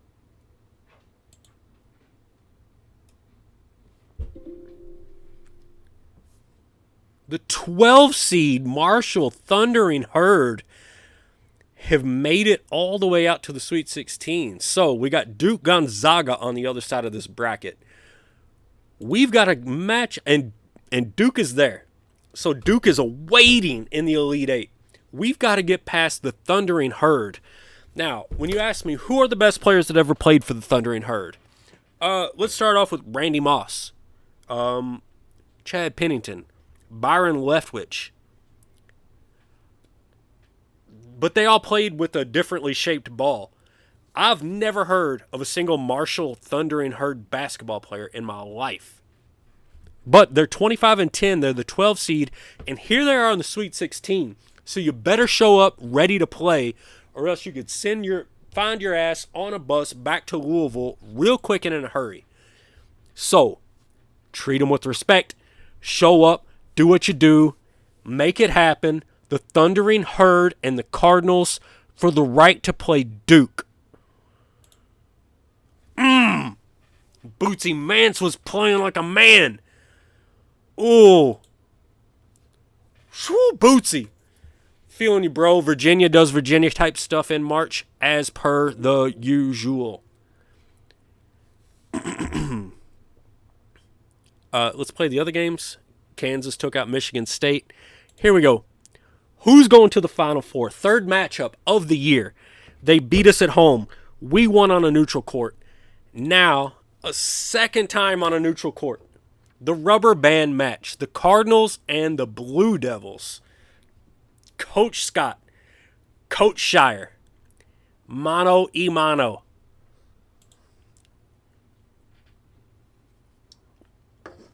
Cross your fingers, cross your toes. Wish on a shooting star. This is where it gets real. Louisville and Duke. Jay Billis is leaning forward in his seat. You know, Jay Williams is leaning forward in his seat. Luke Hancock leaning forward. Everybody wants to see what's happening here. The Cards and the Blue Devils. Cards is leaning forward in his seat. Let's go, baby. The Cards. The Cards. Ah! Duke got him. No! The Duke Blue Devils beat us by 2 in the Elite Eight. We were on a run. And Duke gets us. No! No way!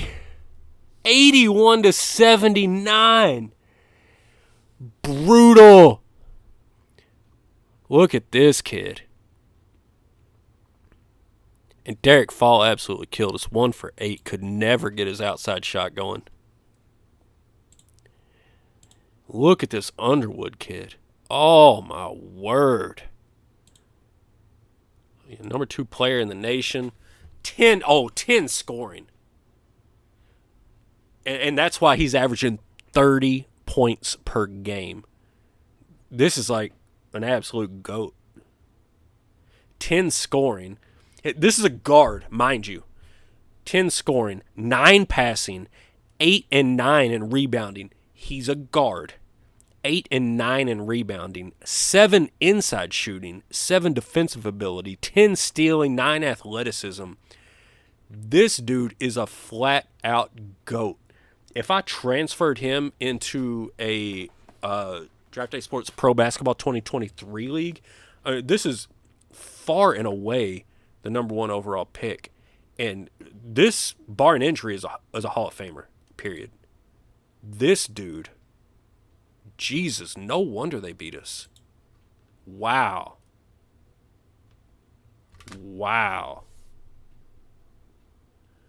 I mean, close game. We played them well.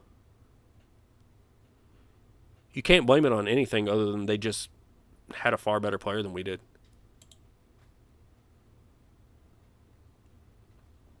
Oh, and they had another freshman with 9 scoring. And 9 passing, and 10 steals. I mean, they just had 2 better players than we do. Ranked number 9 nationally. Those 2 dudes were ridiculous. Compare them to the freshmen that we had. They were both better scorers. They were both better rebounders. They were both better at stealing. They were both better at defense. And, I mean, it's not like this is a bad player. Theirs were just better. Well, that's extremely heartbreaking. All of our starters were in double digits. Hughes got himself a double-double. Just couldn't make it happen. Oh, man. It hurts. It really does. Doesn't feel good at all. All right. We'll get through to Saturday. We'll check out the Final Four. And then we'll see who wins it all. But I'm half tempted to, like, just drop the money to buy the new pro basketball game just to export that dude. Because that Underwood dude, based on those ratings, that's no joke at all.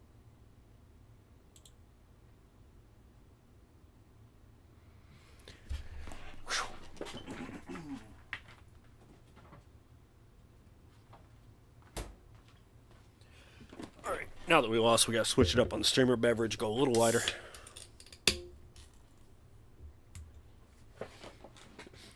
Still an Elite Eight run. I think Elite Eight's what we were, like I said, by the middle of the season, we were thinking we could get there.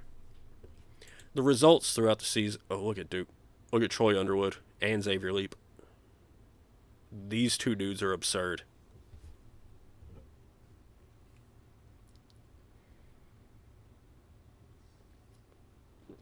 All right, so Duke and UCLA. How did they lose Oh, they lost 8 games. I bet they had to be early in the season, right? They take the championship. Let's see what they did in the final. Underwood with 33. This dude. That's ridiculous. Heck of a player. All right, let's take a look at awards.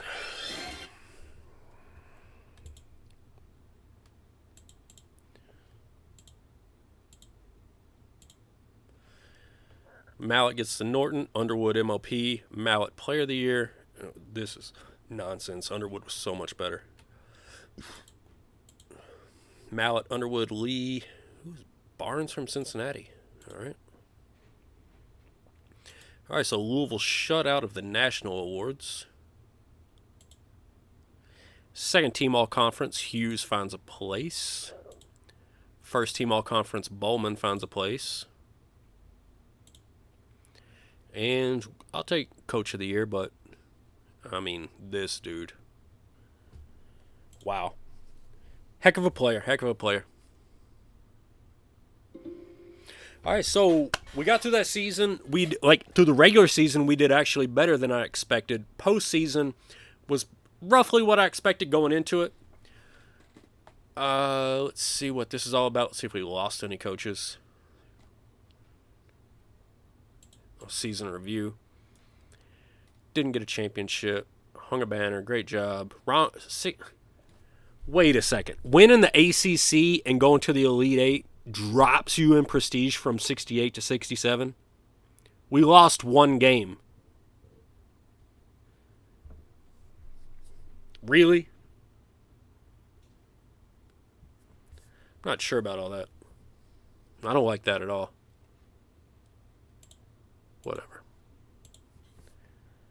Whatever. We'll deal with it.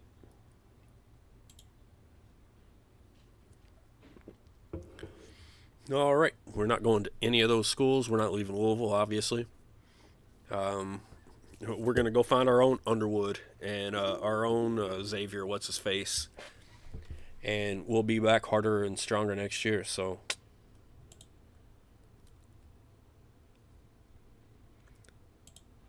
there's our 4th LOI, so everyone qualified.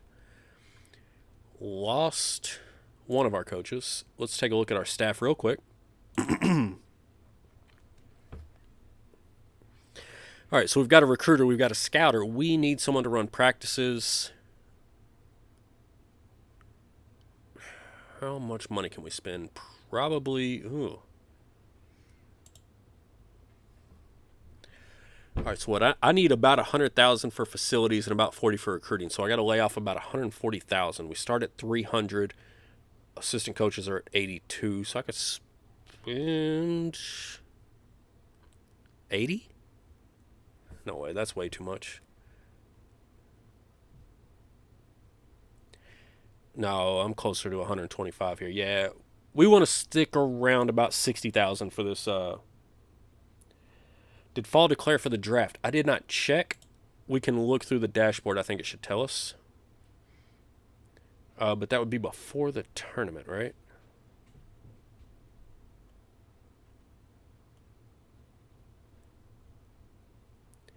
I'm assuming that he did.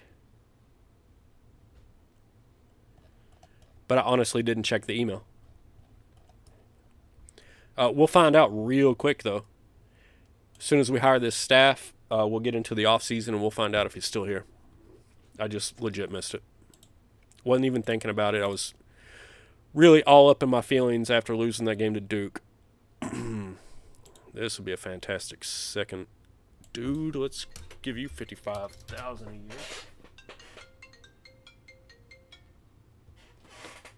I think that's a print color, but we'll find out. See if they call me back. If they call me back, I might have to answer it and just rip the cord on the mic.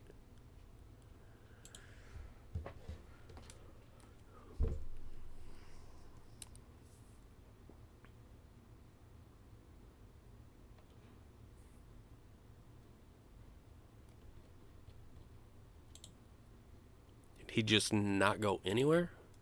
Or did I miss it? No, he went somewhere.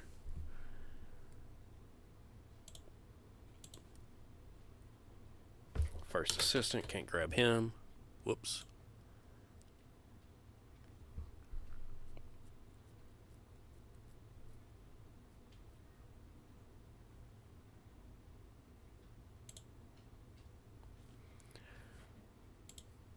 Probably can't get him.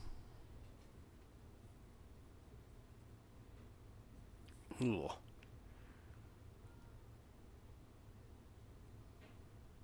How much is he making? 83. Yeah, we can't get him.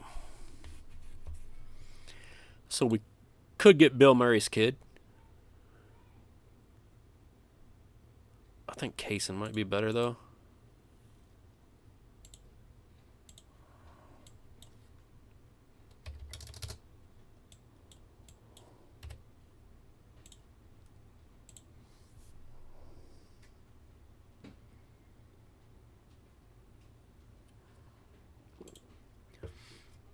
All right, so we got our coaches figured out as long as nobody else gets plucked. Finish in advance. Ideally, we're done here.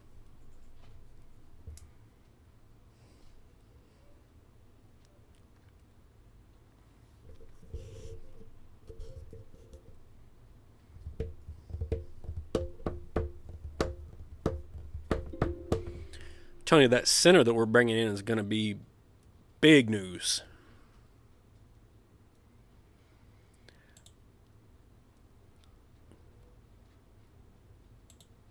Be a big help taking up for Bowman, who's graduating.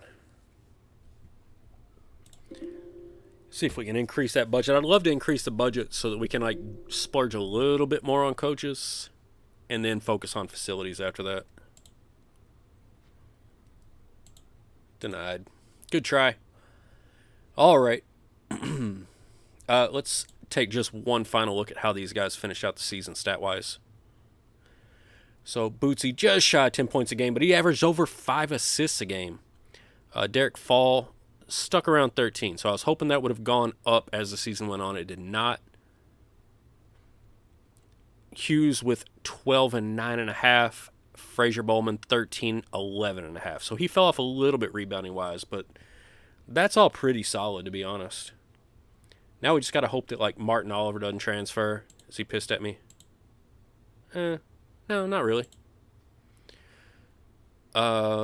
Hughes started. That should be fine. Branch started. He should be fine. Fall probably. All right. Yeah, the majority of this team's going to be fine. Fall's probably leaving. Let's find out.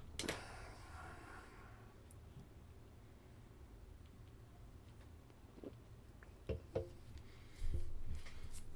mean, it was a good year. We just ran into like probably one of the best college players I've ever seen in this game, and his tag team partner was probably one of the top 10 or 15 college players I've ever seen in this game. So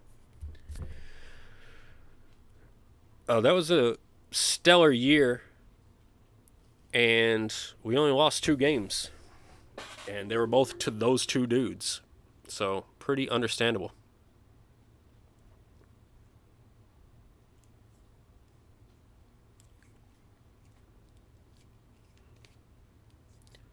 They were just absolutely ridiculous, both of them. All right, on to budgeting. Shooting guard-wise, yeah. Derek Fall is very much gone. That was to be expected. So we still got Bootsy. We've got a senior Abdul Kendrick. Tim Phillips is a freshman coming in, 4 stars. Ed Branch right there with him, 4 stars. Oliver's still here. Tremaine Jenkins, Blake Brown, and Adam Hughes. We still got a lot of talent. But we do have to see who transfers out. That could be what hurts us. 5 scholarships open. Number 8 recruiting class. Let's check out the budgeting. Expected to spend $125. Love it. Advance. Oh, hold on. At least $38K for recruiting. Yeah, we can make that work.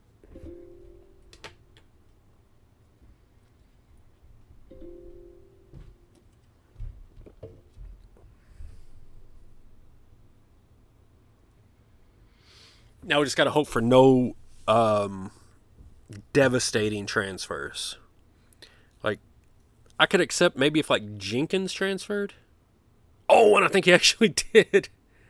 Jenkins transferred, yeah. Bootsy's still here. Abdul Kendrick's still here. Tim Phillips still here. Oh, Branch transferred? He started all last year. What?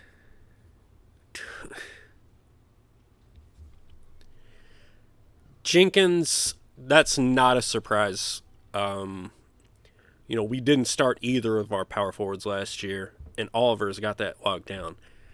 Branch started every game last year except when he was hurt. That's annoying as can be.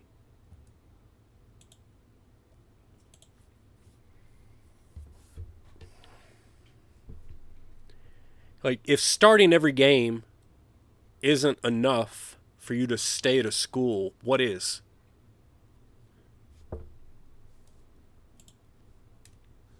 Oh, Phillips is a badass. Maybe that's why. 7 scoring, 7 defense as a freshman. All right, maybe that makes sense. Maybe it makes sense. All right, where do we need players? Could we use a backup point guard? Yes. Yes.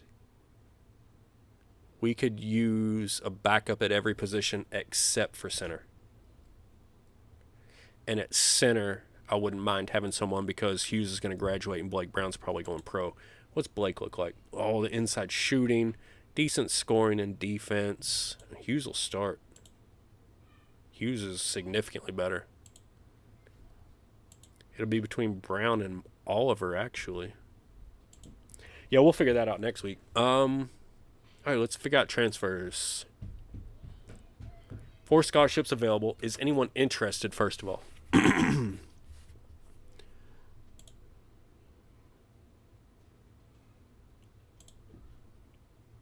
You're a C overall? I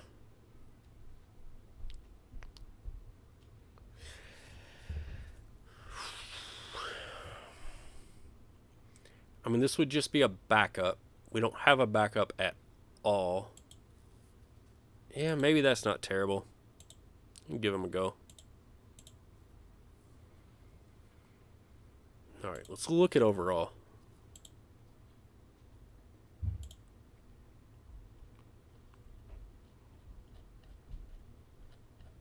Jesus, we don't have ratings on hardly anyone. Okay. All right, so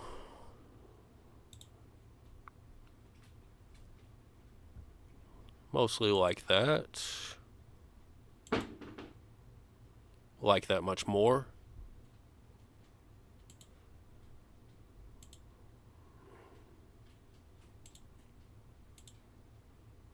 We just got to try, right? I mean, there's only so many B-rated players.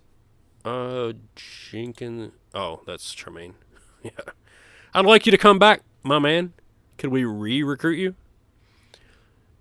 Let's see what we got here. 7 and 7. It's sort of a weird spread. Branch. Bailey might be alright. Let's try that.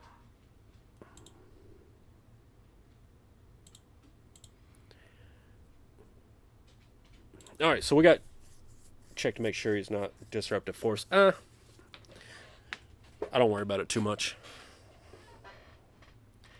If you're winning 30 games, 35 games a year, even a disruptive force is usually not that disruptive. Doesn't look like we landed anyone. Let's see if we change anyone's minds or if we just need to move on to freshman recruiting.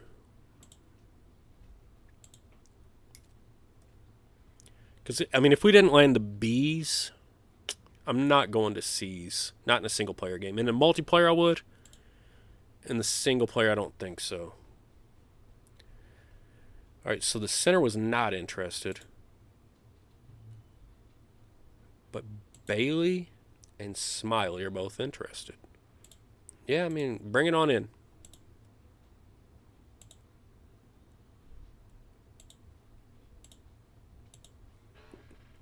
Maybe one can slide up to the 4, maybe one can slide down to the 2. Like, let's just bring in talent. They're interested. We need players. Let's do it.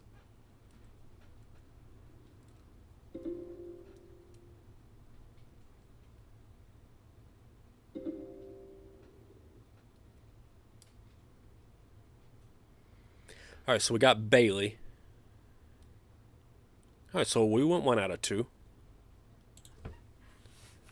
So Bailey's a 7 and 6. He's just an all-around pretty decent player. I mean, I still think Phillips is going to push past him a little bit just because of that defensive ability. But we can I'll take a bit of a closer look at that as we move on. Is the other guy gone? Yeah, he went somewhere else.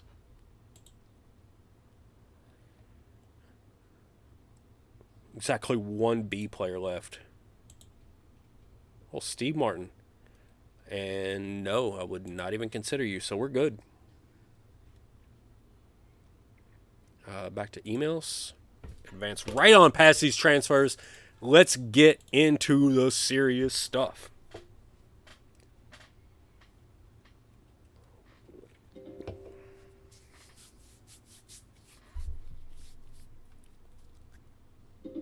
All right, while transfers are going, I'm going to hit the restroom. Be right back.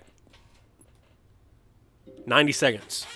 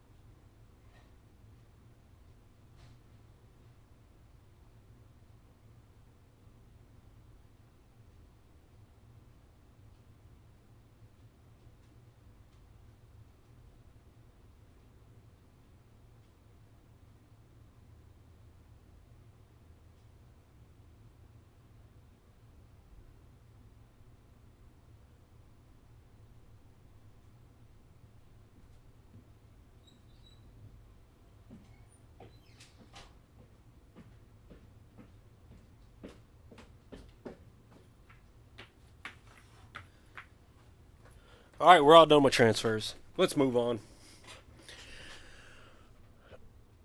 Boosie's developing incredibly. That's fantastic. Kendrick can carry this guard spot. And we're going to have another real good team next year. Another good team coming in. Coming in hot, babe. Check out the inbox. I think it's just going to be all the transfer nonsense, right? Yep. Delete it. Let's go.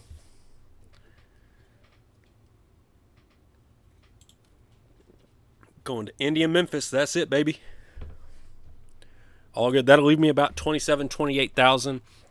And I feel like on this year's version, I can recruit with about $10,000 less than I used to. I used to want to have like 40,000 before recruiting started and at least 30 to go through the season. Now, if I can get like 35 and 25, I've recruited with 20,000 through a season and been all right. It just plays out a little bit different. The budget stuff is, you got to get your own feel for it, I suppose. But I feel like I can do it much less money than I used to prefer, if that makes sense. Let's check out this draft. Oh, somebody screwed up majorly because Troy Underwood went second. Major Lee from Michigan State. I didn't see you dragging your team on your back to the Final Four, although I forgot to look at the Final Four, so maybe I missed it. Mallet makes sense. Dude from UCLA. Xavier Leap in the top 10. Where's our boy Derek Fall? Oh, another Duke player. I didn't see him. All right, so Derek Fall barely in the first round. What about our boy Frazier Bowman? One away from Mr. Irrelevant. Somebody screwed up. Frazier Bowman should have been way, way higher. Disappointed, guys. Disappointed. All right, here we go. Let's kick it off. Point guards only. We got 5 scholarships.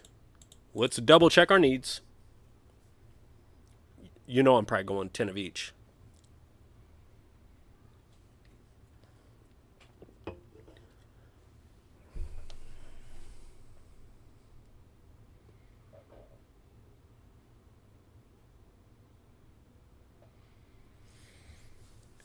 So we can maybe go a little bit light on small forward and a little bit heavy on center. Hughes is going to graduate. Brown's likely one and done.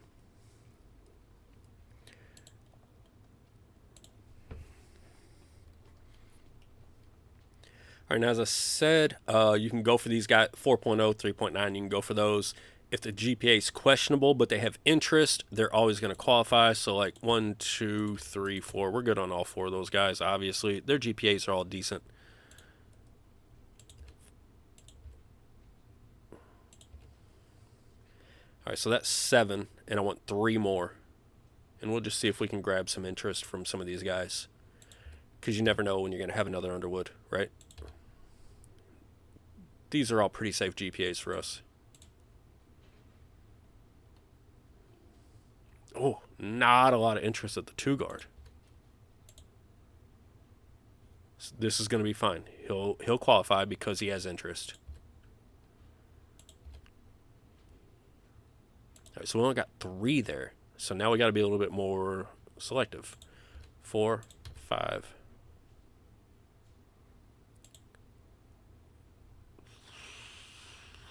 Let's look for Southeast. 2.4. No, don't feel comfortable.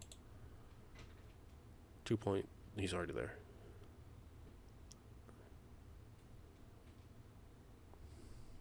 So the Southeast is just kind of light on shooting guards this year. All right, so let's recruit it nationally then. He's already on the list. 6, 7, 8, 9, 10. No, still need one more. 2.4 I don't feel good with. 3.1. He's in the West. Let's go with the Great Plains guy. All right, small forward. We can go light here. Tim Phillips is fantastic. But we have the #1 overall recruit in the country in our region. And he's interested. Why not?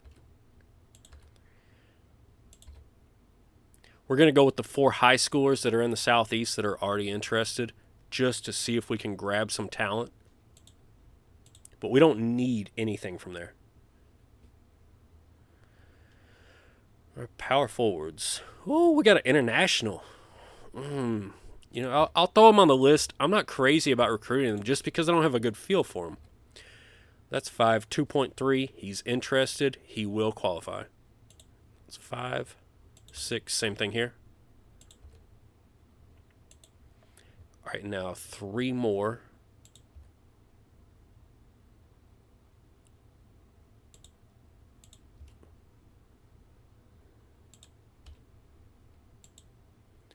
All right, and then we'll go heavy on the centers because we definitely need some depth here. Oh, man, there's just...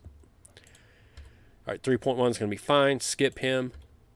3.1 is fine. He's interested. That's 3. He's interested. That's fine. He'll qualify. And Tui should be our marker for this year. 4.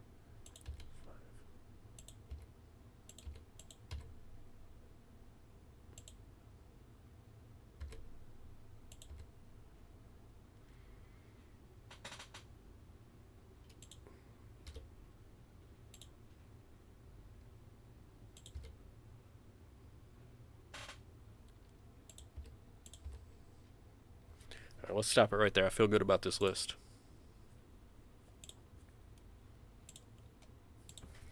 All right, let's start bringing them in for visits and whatnot. Host.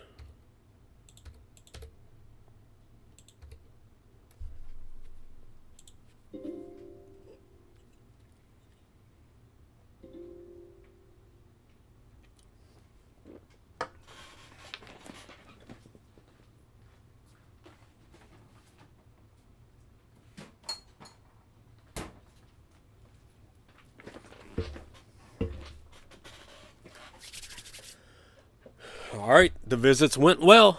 Let's do it again. Keep an eye on that budget, though. We don't want to get crazy.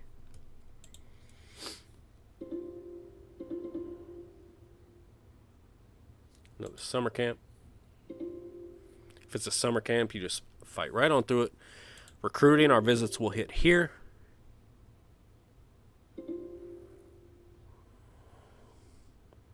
All right, one of them went well. Just go ahead and get through this summer camp. I'm going to get through all the camps, and then I'm going to trim a list, and then we're going to get real specific.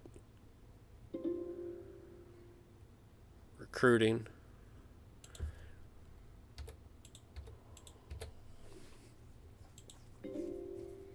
Should have a dead period coming up.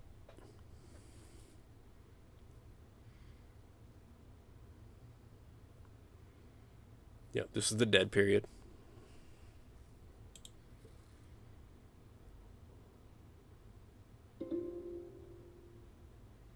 Now a couple of summer camps.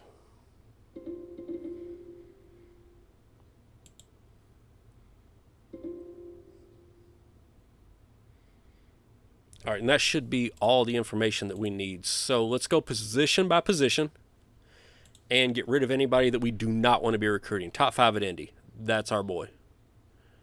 Top 5 at Indy. All right, McFall went to the other camp, so we need to go check his information.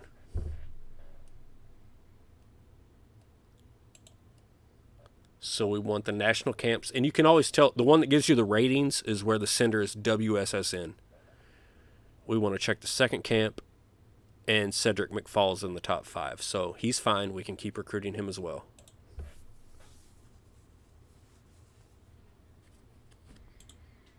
And we can host him because we have not hosted him yet. Daryl Cummings. Decent, not great at Indy. Decent, not spectacular at Memphis. That's not fantastic for a guy who's in the top 15. So even though he's within our region, I don't want to recruit a one and done that's going to have to grow that much. I just don't. Doesn't do anything for me. All these schools are going after him. One of them can have him. Top 25 at Indy. Top 5 at Memphis. Love it. Top 5 at Memphis. Love it. Top 5. Decent, not spectacular. It's a 4-star guy. Decent, not spectacular. Okay. Our point guards, we got some good point guards in this class, actually. It's a good point guard class. Whew, Bootsy might be a little bit nervous about what might be coming in behind him. Let's see what we got here. Lee Sanders. Okay.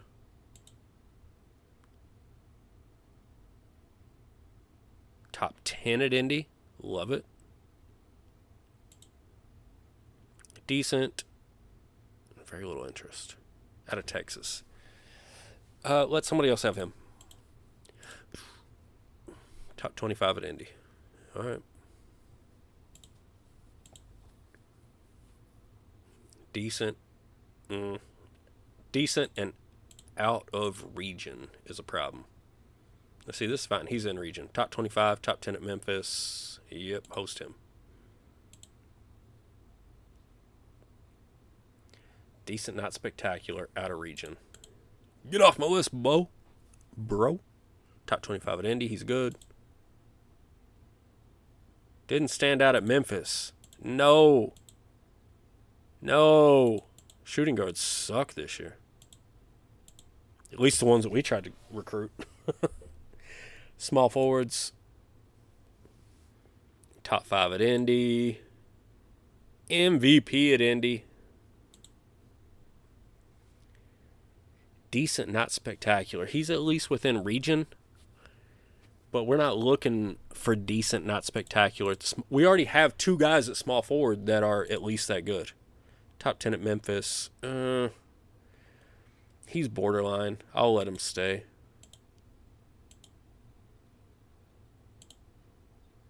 Top 10 at Indy. You're good.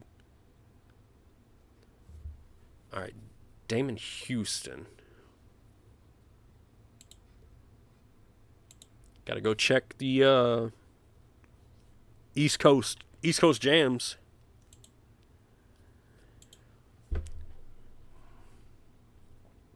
Damon Houston, MVP of the East Coast jams. We're good to stick on him.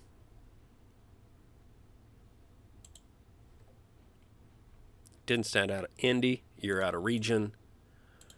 You're out of my list. This is the international guy, so we'll leave him just in case.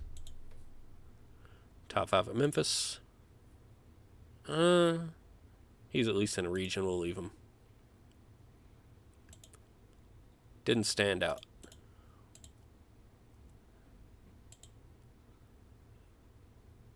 Decent.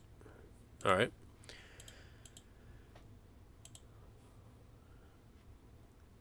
Because I mean, we're still going heavily after in-region guys, right? Didn't stand out at Indy.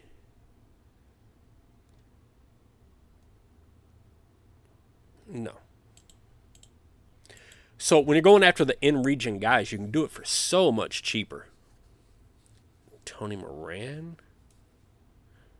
Did he maybe go to the other camp? That's the only way we can stay on him, is if he's in this top 5. He is. All right.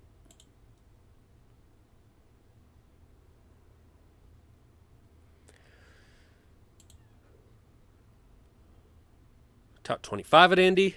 Top 25 at Memphis. Decent, not spectacular, out of region. Top 25 at Memphis. Didn't stand out at Memphis. That hurts.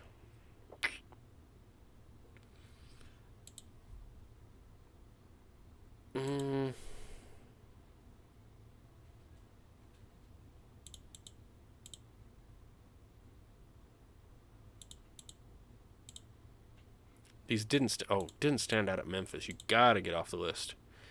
This is a bad thing. I really needed a center, and they kind of look like crap. Yikes. All right. All positions, call and watch list. Let's ring them up. Anybody that hasn't visited, bring them on in.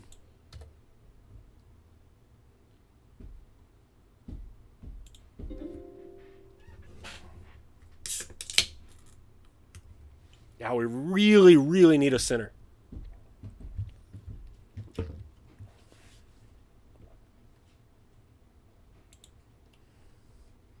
All right, we're on 17K. Whew, that was a lot of money. But we're almost through our entire first page, and the second page won't be full. We cut off a handful of guys.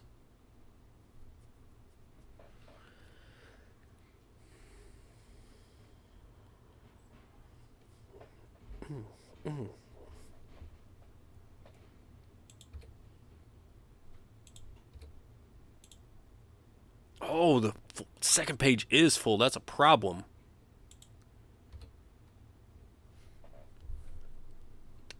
They're mostly southeast, though. So that'd be like 500 a pop. Right? 1, 2, 3, 4, 5, 6, 7, 8, 9, 10. Was it about 14, 7,000-ish? Oh, that's too much. All right. We're in a bit of a budget crunch.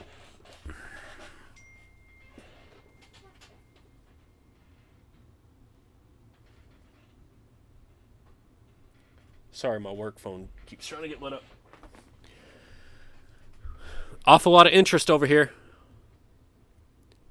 About 3 more weeks to in-home visits. Let us focus on centers for now. Because that's like, Bootsy Mance will still be here. Kincaid will be gone. We should focus on shooting guards. Small forward's fine. Point forward's fine. Center and guard. Center and shooting guard. In region only.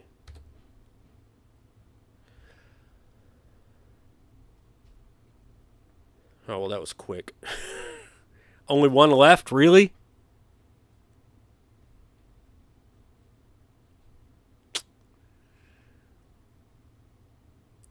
All right. Yeah, let's not be stupid about it. We got a handful of money left. All right. Any center or shooting guard.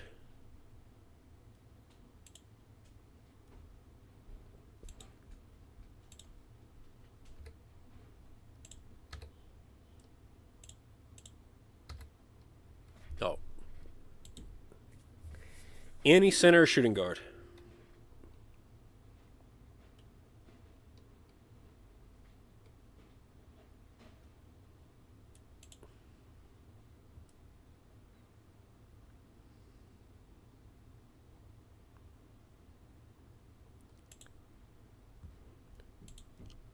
All right, so that's Simmons. And that's it. All right, well done. Let's take a look through these positions and see where we think we can pick people up.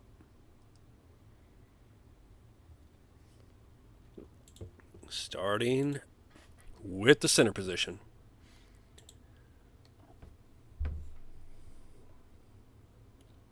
All right, we're hot, but here's the problem. Georgetown, North Carolina, Virginia are all above us for Eric Young, so we're not grabbing him. We're just not. This Miranda's not an option. Arizona and Oregon, both ahead of us.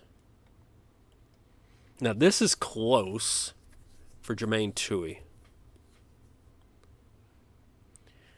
Let's see if we can find something better. All right, no offers here for Andre Johnson. Decent at Indy, top 25 at Memphis. That's a solid maybe. Decent and top 25. That's another solid maybe. That's a no. You can just drop him. Ugh. All right, so the question is, do we try to jump in for Toohey? Top 25 at Indy. Don't have his regional info.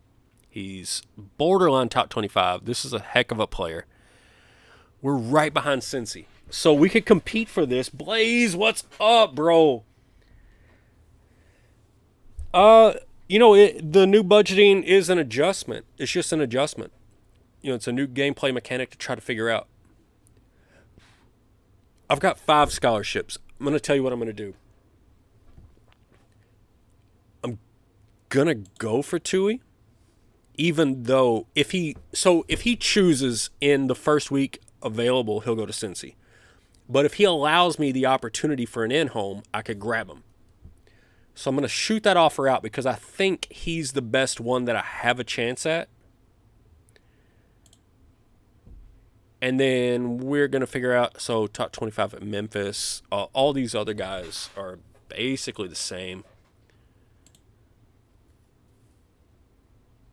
Tremendous work ethic, top 25 at Memphis with the A+ overall.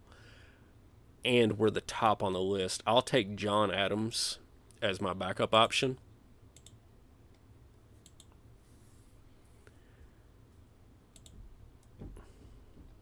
All right, so we're behind Ohio State for this guy.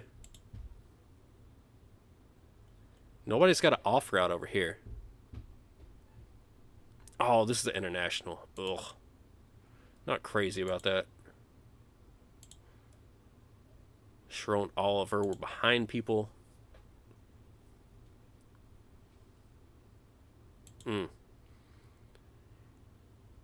Top 5 at Memphis. Time to host.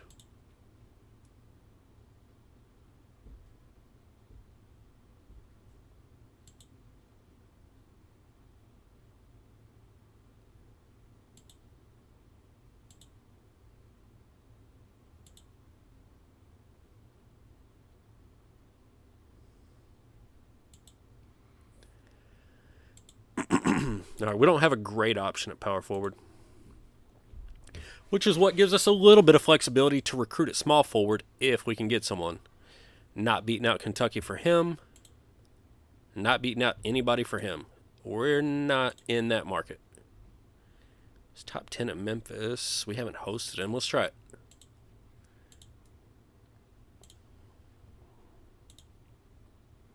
Not in that market. Nope. Nope. Nope. We're really striking out at shooting guard. All these offers ahead of us. This one might be our best chance. You know, he's kind of one of those borderline top 30 guys. Maybe we get real lucky and he doesn't commit the first week and we can get him for an in-home. That's our best chance.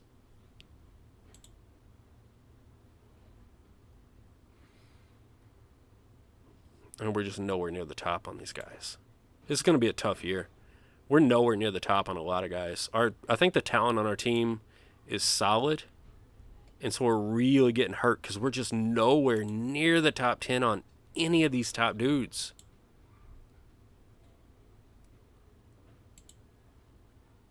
Now we got to start looking at hosting some of these.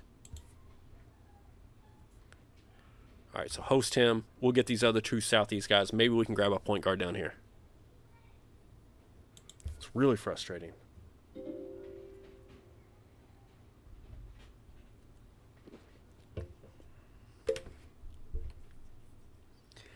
And we're having to hope against hope that guys either don't commit in the first week or we can... I don't know. We're in a tough spot. Top 5 host them. Not really enthused about him or him or him. We're not hosting anyone else. We'll grab somebody that we've already offered. Or we'll just have to do better next year. We'll offer him. Got a shooting guard offer out. Small forward, Joe Ward. Oh, look at that. Right to the top, baby. Decent at Indy, top 10 at Memphis. He's ours.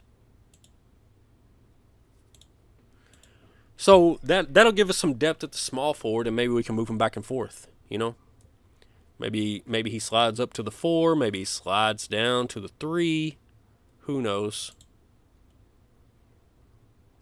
God. We're just nowhere on the power forwards.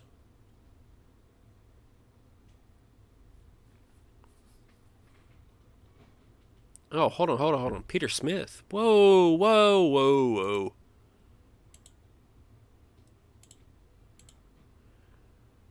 All right, so we got 2 offers out here. Hold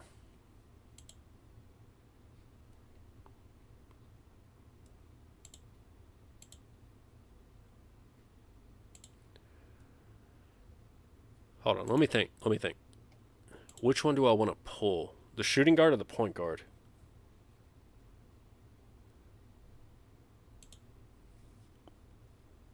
Probably the small forward makes the most sense, but I feel like he's good. So these guys are both juniors. A freshman point guard would fill in nicely. We desperately need a shooting guard. We don't necessarily need a small forward. Tim Phillips is good. Bailey will be here next year. Pull the small forward, hit the power forward with an offer, right? Is Walcott good enough? Now, Walcott's not bad. All right, so it's more about balance, maybe.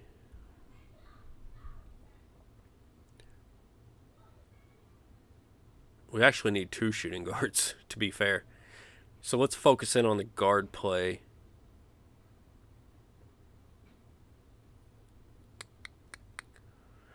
Let's take a look at the small forward and power forward. I feel like one of those can move around.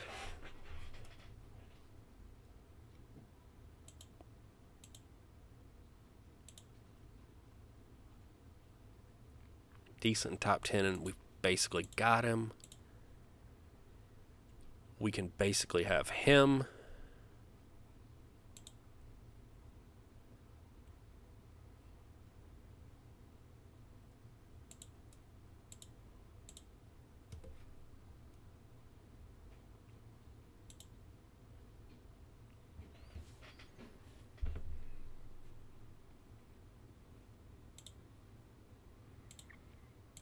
Pull it from Adams.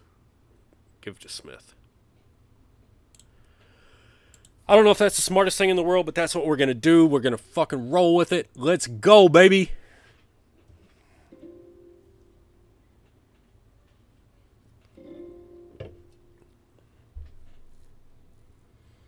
Oh, we got 3 scholarships available. That's not great.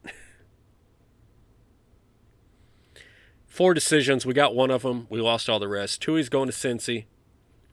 Lost Cossack to Florida. Mixon to Georgia. And we got Joe Ward.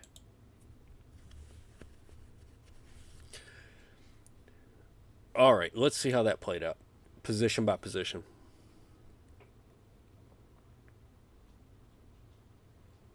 Still on Peter Smith. We're going to be in some real competition now, though.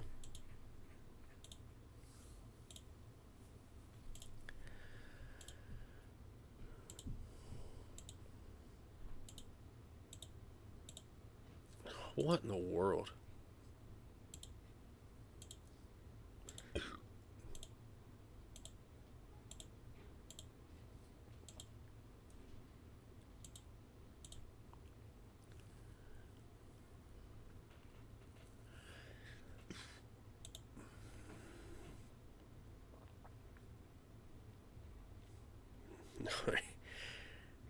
Gotta do what you gotta do, you know? We need big men.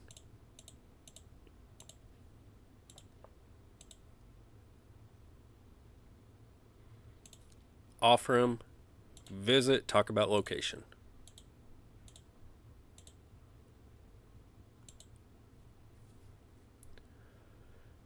Visit, talk about playing time. We'll figure it out. We're going to get there. Can't believe... Oh, Joe Ward's the one we got. So we lost both the guards. So we have no more shooting guards that we're after, which thankfully is the position that we needed the absolute most. So annoying.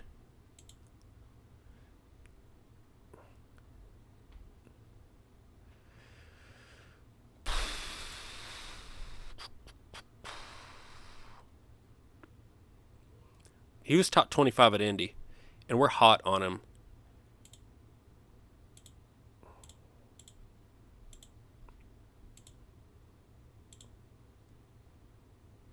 Playing time or location. Where is he? He's in South Carolina. Let's offer him and talk about location. Oh, actually, his playing time is high, and his parents' playing time is also high.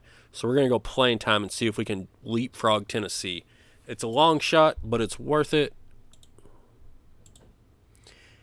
But it's also worth it to have backup options because we do have another scholarship to offer. Top 25. Oh, top 5 at Memphis. Never mind. Top 25 at Indy, top 5 at Memphis. We're warm. Offer, visit, location. Let's go. Justin Welch. Bring it on home, baby. I do need to delete these 40 emails that I've got. Just can't deal with all that.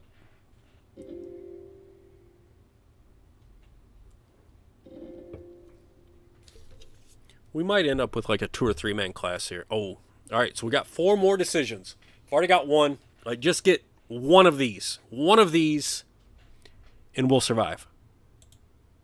Alabama. All right. We got Peter Smith, Clemson, and we got Justin Welch. Yes, sir. All right. So now we have 3. Let's check it position by position. Welch, we're good. We've got ourselves a point guard. Top 5 at Memphis, top 25 at Indy. Justin Welch. Shooting guard, we got shutout. Small forward, Joe Ward. Decent at Indy, top 10 at Memphis. Heck of a player. Power forward, Peter Smith, looking good. Top 25 at Indy, top 5 at Memphis. And at the center is where we're still scrambling, and we got shut out on everyone. And we desperately need a center. The only real chance we have at center is either through the transfer portal or just cross our fingers this dude doesn't go pro. But he was ranked 16th nationally. In my experience, that's about 50-50. He's probably going to go pro, and he's a disruptive force. So that's a little bit shaky. But we brought in 3 solid players to add into what's a very solid core, to be quite honest. Like Welch filling in behind Mance next year is going to be fantastic. We're going to have a huge problem at shooting guard that's going to absolutely have to be addressed through the transfer portal. Small forwards looking very good, so maybe one of them can move down to the 2 next year. Martin Oliver, Peter Smith, Jason Walcott, power forward looks solid as it gets. And we'll see how it goes. I feel good about where we're at. The only frustrating thing out of this entire stream, we lost 2 games all year to the 2 best players, 2 of the best players I've ever seen. And we went from 68 to 67 prestige. That's ridiculous. So that's the frustrating part. Everything else, though, like we had a good regular season. We hung a banner in the ACC tournament, baby. And we made it to the Elite 8. And I think, like at this point, where Bootsy was before, I didn't trust him. Now I do. Abdul, he's been here long enough. I trust him. Phillips and Bailey, that's a team that can work. This is a Final Four team. We're moving up. This is a Final Four team. We'll be in the Final Four. I'm going to save it. I'm going to kill it right here. I'll try. So I got kids sports like 8 out of 7 days a week. But next time I find myself a free day, I'll get us another stream up. We'll get it going. I'll get this one up on YouTube. And we'll keep on trucking. This is no longer a rebuild. Chris, fix the title. Fix the editing. It's not a rebuild. It's a reload. Call it a reload. We're reloading. Whew. I hope y'all had fun. I had an absolute blast. I'll catch y'all next time. I'm going to kill the stream right here. Thank y'all so much. Like, subscribe, all that stuff. Get the notifications when we come back out. Take it easy. Thank you so much.